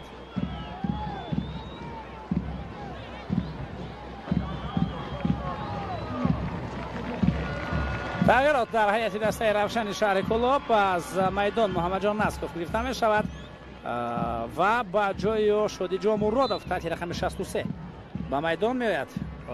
تغییرات و سبب واقعی است شادیجا مرادوف هم دفاعگر باشد. خب غیر از بازیکنانی که به میدان آمدند، یعنی عزیزبک سلطانوف و شادیجا مرادوف، باز فوتبالبازان دیگر هم در هیئت ذخیره دسته روشن هستند که حالی وزیرشان را من به شما شناس میکنم. دروازه‌بان محمد ربی رحمت اللهیف، صابون غیاسوف دفاعگر، نیمی مایگران بختاوری خورشید، موسی نظرزاده، محمد توشف، مسرور قیام‌الدینوف، محمد زاده اینجا پرتا بکن رسانیده می شود و یک حمله‌گر دیگر خورشید عبداللهیف در هیئت ذخیره خود دارد دسته روشن شهر کلوب. در هیئت دسته اوسیلوت باشد غیر از عبدالخلیل بارونوف که الکی در میدان است، باز فوتبالبازان زیرین قرار دارند که در بیشتر از 15 دقیقه وقت اساسی و بعدا دقیقه زم کرده شده که باقی ماندن میتوانند به میدان آیند. دلیر عزیزوف دروازه‌بان، دفاعگران پرویز رحمانوف، عزت الله روزیف، نیمی حمایه‌گران رامیش جلیلوف، ریته روچر و همچنین البته شهرام سلیمانوف به میدان آمد. دو تغییرات تو همین دم در رسیدگی اوسیلوت بودند. بعدا سه حمله‌گر هم هستند اونجا، عبدالجبار عبدالعلیمزاده، فرانسوا ایناوگی و عبدالخلیل بارونوف که الکی به میدان آمد.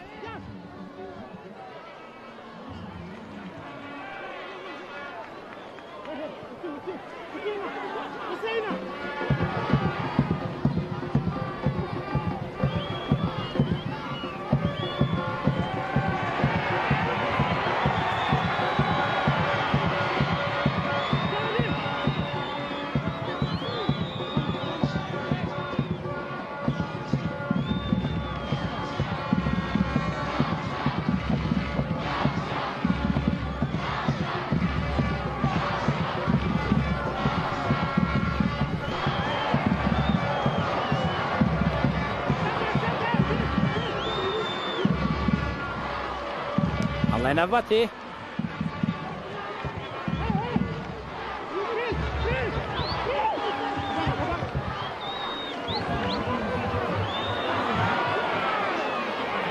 ارسال با داخل جریمه رسانیده می شود. امکانیت خوب و گبکو پراسپر اولین شده توپ را میگیرد.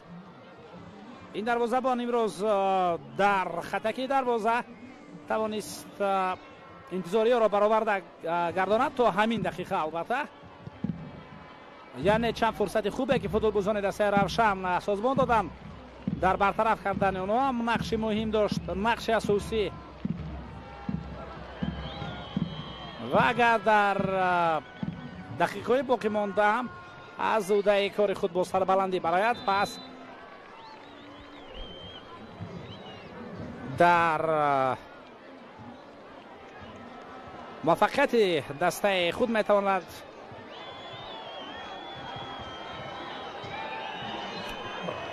کاری از همه مهم را البته اجرا نماید. تا جان تقاضا از میدان گرفته می شود. رامیش جلیلوف به جای وارد میدان میگردد و اکنون رامیش جلیلوف مبارزه را در خط هجوم میتواند بهتر سازد. او بازیگر خط نیمه حمایه است، میتواند توسط خط نیمه حمایه به هجوم گذاشته برای غلبه کردن دسته اوسیلوت کمک خود را برساند. پرتاب به داخل جریمه‌گاه.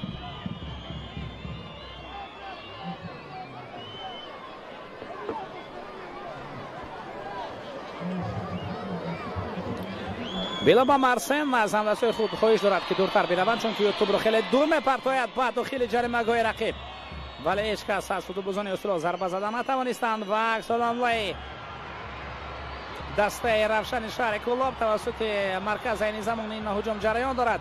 پس با کنار از آن ارسال به داخل جریمه‌گاه و گبکو پراسپر بازم سر وقت در لحظه ضروری توپ را میگیرد و بر زمین همدستای خود را آرام میکند.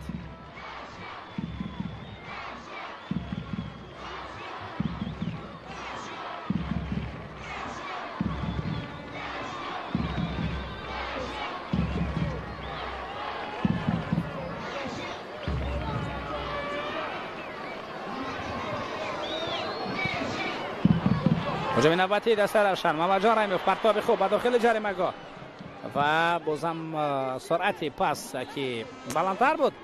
اینجا اولین شوت دروازه‌بان به تو میرسد. در گبکو پراسپر توسط کنار چپ حمله را آغاز میگرداند. شردین با بایف پاسیو با عقیب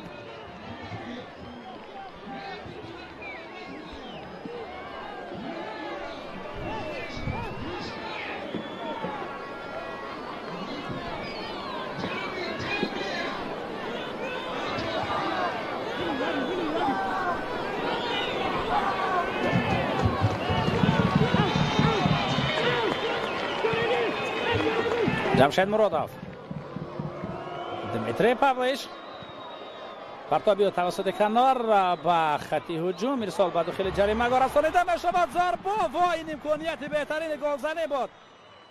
گبکو پراسپر سیبودو دندانی و بخنده معلوم هستند و اینجا که او میخندد بازم نمایان‌تر میشوند.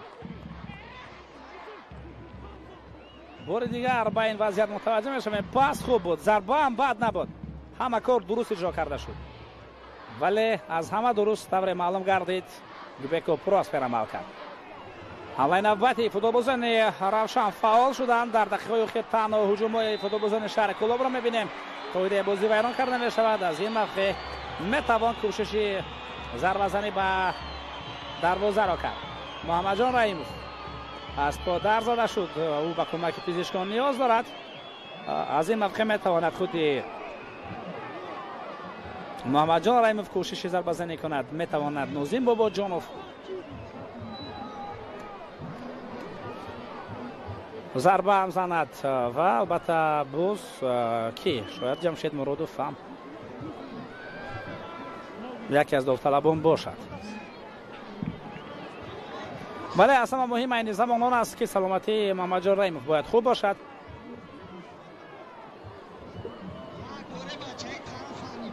تو او بازی را ادامه بدهد. متوجه میشم بار دیگر اینجا البته شهرام سلیمانوف برای برخورد با روی محمد جان رحیموف و این برای محمد جان خیلی درد آورد.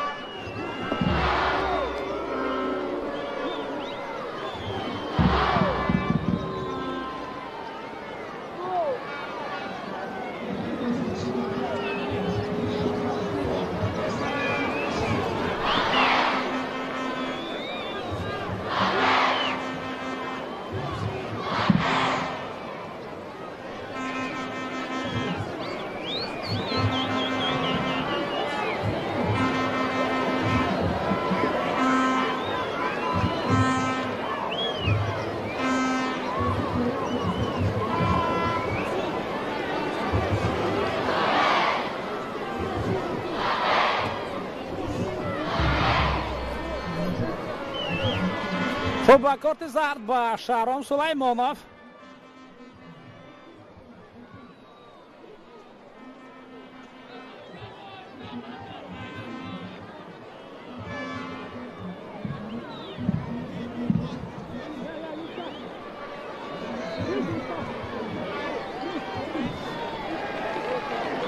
و اکنون از این موقع طبعا میبینیم نوزین بابوجانوف توپ رو در زمین گذاشته است. این قانون نونوشته فوتبال است، هر نفری که توپ را در زمین میگذارد همون ضربه را اجرا خواهد کرد.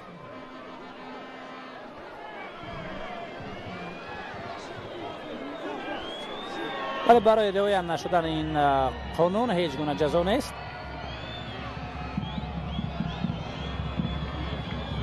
یعنی نوزین بابوجانوف میتواند توپ را گذارد و محمد جان رحیموف ضربه بزند. ولی بر صورت دخترای اساسی نامزد اساسی برای اجرا کردن ضربه محض نوزین بابوجانوف است.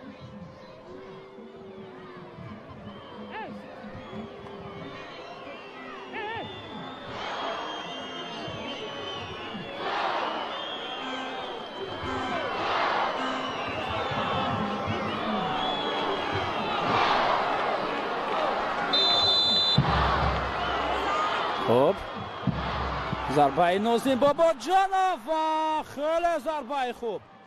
بیهوده نوزین بابوجانوف همگان را از پیش توپ دور نکرد. یعنی با اون معنا که ضربهش خیلی خوب اجرا کرده شد. ولی البته اینجا توپ از پهلوی دروازه از میدان بیرون گردید. گیبکو پروسپر آماده بود برای برطرف کردن این حالت، ولی ضربه زده نوزین بابوجانوف مدقق رفت، ولی ضربه خیلی خوب بود. شهرام سلیمانوف پاس به عقب،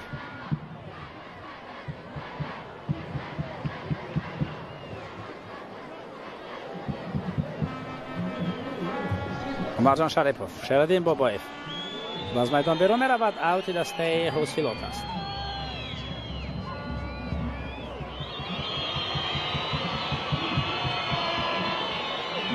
شهردین بابایف کمی توپ را از خود دورتر ماند. این وضعیت برطرف کرده شد، اما توپ در اختیار فوتبالبازان دسته حوصلات اینهای فرخار باقی میماند. قاعده بازی برای نشده است. الله خیلی خوبی دسته روشن شهر کلا پاس به کنار محمد جان رحیموف حرکت را ادامه میدهد. هرچی زودتر این امر را به اتمام رسانیدن لازم است. ضربه و گیبکو پروسپر این ضربه را برطرف میکند.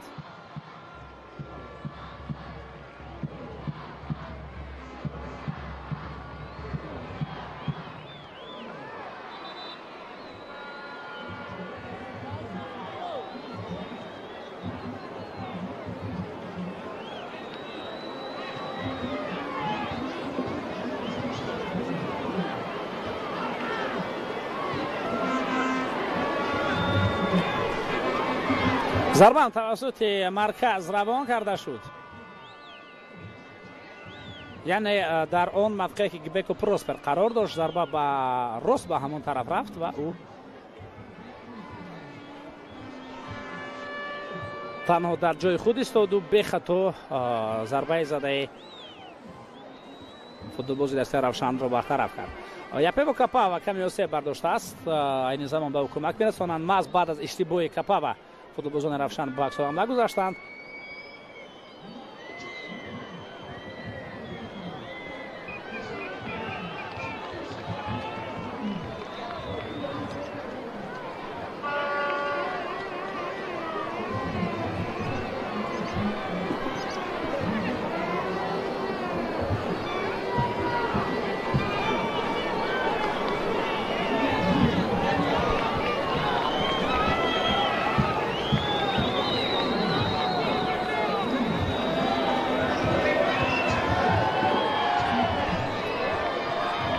چون با کپا و کمک رسانیدن پزشکان او طبق مقررات باید از میدان بیرون رود و بعدا با اجازه داور بار دیگر برگردد به عرصه رقابت با اجازه داور البته.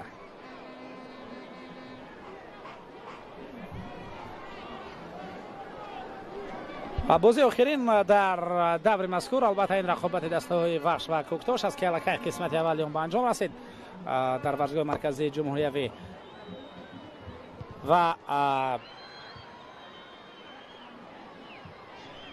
اگر ما با بازی دوری نوبتی متوجه بگردیم الکی بازی دوری دهم خواهم بود.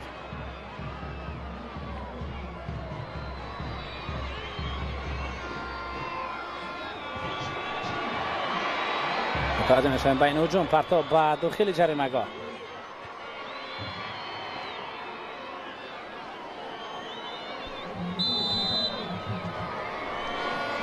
خوب بازی دور دهم طبق نقشه به روز 15 میوم راست می آیند، چون بعد از این دور البته دقت به بازی مرحله انتخابی جام جهانی می شود،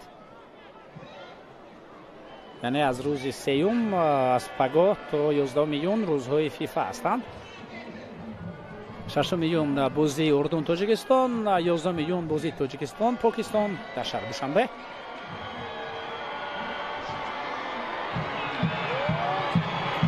دهم، 11 و 12 روزهای احتیاطی هستند و بعدا 15 میون بازی دور دهم برگزار خواهد شد. در دور دهم رقیب دسته اوسیلوت دسته ایست روشن می شود. مخلصان دسته روشن دوستان ارجمند با رنگ‌های این دسته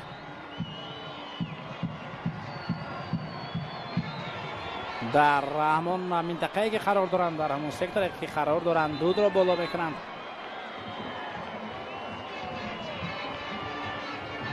تغییرات در هیئت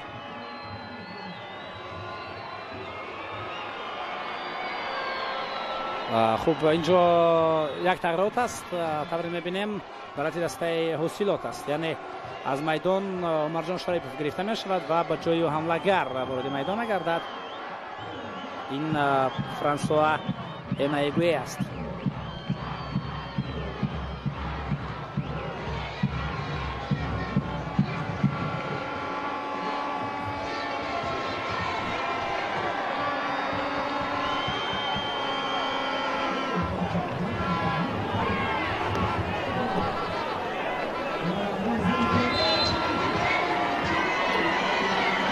باگ پروسپر اجازه میدهند برای ادامه بازی. ضربه به خطی حمله شردیم با بویف اینجا با کتف خود به توپ رسید و بعد یوگنی گریتسنکو اول نشته توپ را میگیرد. ضربه توپ نزدیکی جریمه‌گاه رقیب میرفت. کوشش فوتبالبازان روشن حالت برطرف کرده شد. حوصیلات میتواند به هجوم گذرد در مرکز میدان.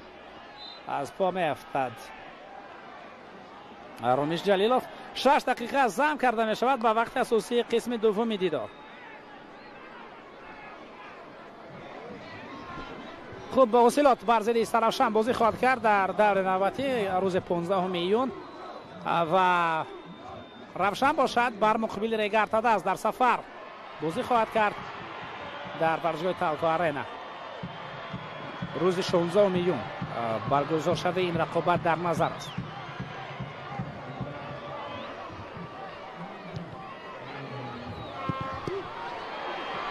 امکان از نوبتی پس بکنور درست رسانیده می شود.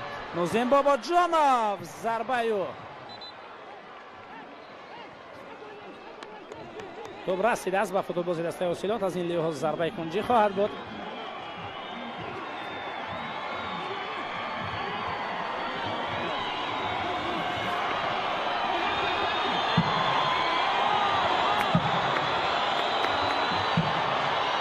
حساب به داخل جریمه‌گاه امکانیت ضربه زنی توپ از جریمه‌گاه اوسیلات برآورده شد.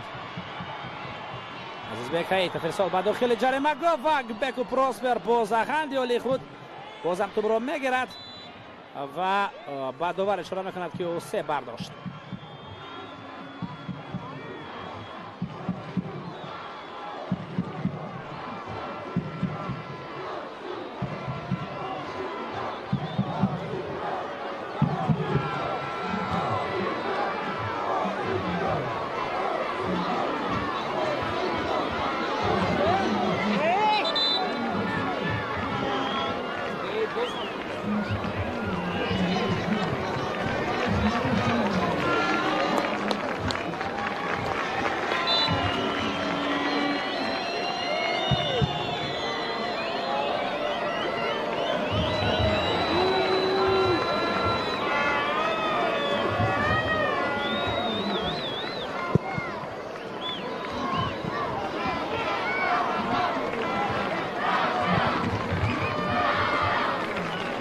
از میدان تو برای خوب فوتبالبازان دسته حاصلات تصمیم پرنس جونیور پاسیو با هم دستایش نه بلکه با فوتبالبازان رقیب میرسد و بعد از بازی دور نوبتی در دور 11 باشد رقیبان دستای روشن و حاصلات چنین تیم ها خواهند بود. دسته روشن بازی را بر مقابل استقلال برگزار خواهد کرد در میدان خود. بازی خیلی هم جالب و دیدنی و بازی مهم. پس به کنار ارسال شردین بابای با داخل جریمه گذار بابا امکانیت خیلی عالی بود ولی استفاده کردن نشد. حاصلات باشد در سفر بر مقابل دسته وحش بازی خواهد کرد در بازی دور 11 ولی اکنون فکر اندیشه این دسته با دور نوبتی است که گفتیم رقیب حاصلات روشن خواهد بود و رقیب روشن ریگارد است. خب از دسته روشن را در 2 بازی نوبتی رقیبان بسیار هم مشکل انتظار هستند. ریگارد است در سفر و استقلال در خانه.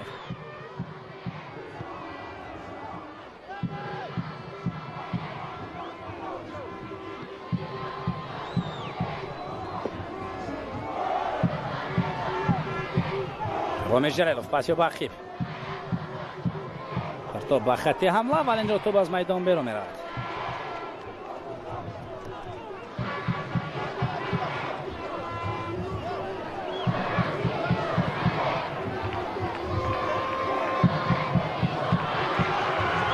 توپ از میدان بیرون نشده است. میتوان حمله را ادامه داد. مبارزه در خط هجوم ادامه یافت و اینجا هر چند اشاره میشود که شاید قاعده بازی بر زیوری باتیوشن ویران شده باشد ولی دوباره آرام است. حمله دسته روشن ادامه دارد. سمایل فاری پاسی با محمد جان رحیم فرستال محمد با داخل جریمه گاو چه حالت اینجا رخ میدهد. یک مخلص زاویه مرامه کرد و به همین هم میتوان معلوم کرد که گبکو پروسپر سیو نوبتی را کرد. حالا تکرار متوجه میشویم چگونه توپ به داخل جریمه گاه رسانیده شد. توپ را از دست خود رها کرد در یک فرصت گبکو پروسپر و بعدا با زمان را گرفتن توانست.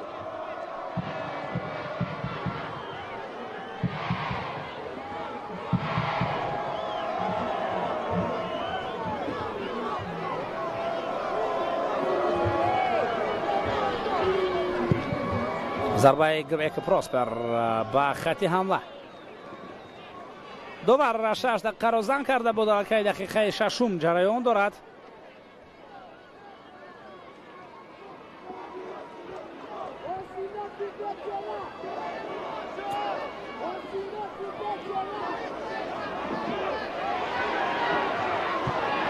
ایستاد به کنار.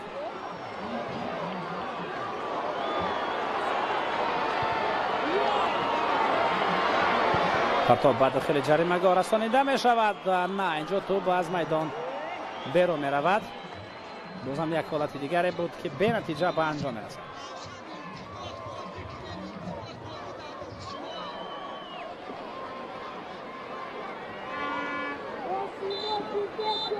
خب همینطور دوباره صدا شکش را بالا میگرداند. بازی دسته های روشن و حاصلات یعنی دربی ولایت ختلام به گل جنبست می شود. ولی بازی جالب رو ما و شما از طرف هر دست مشاهده کردیم. هجوم زیاد بودند ولی این رقابت به گل جنبست می شود. بهترین بازیگر به یگان شک و تردید البته دروازه‌بان دسته اوسیلات بیگو پراسپر باید باشد، چون که واقعا هم سیوهای زیادی را و سیوهای مهم را اجرا کرد. همین طور دوستان ارجمند بازی به گل جنبست می شود 0-0 و دسته‌ها تا روز 15 یون آماده می شوند با بازی دوره 90 که دوره 11 خواهد بود. گلروز خودم از این بازی را با شما تماشا کردم. تا رقابت 90 خیر خوش میکنیم. خیر تنسیت و خانه آباد باشه.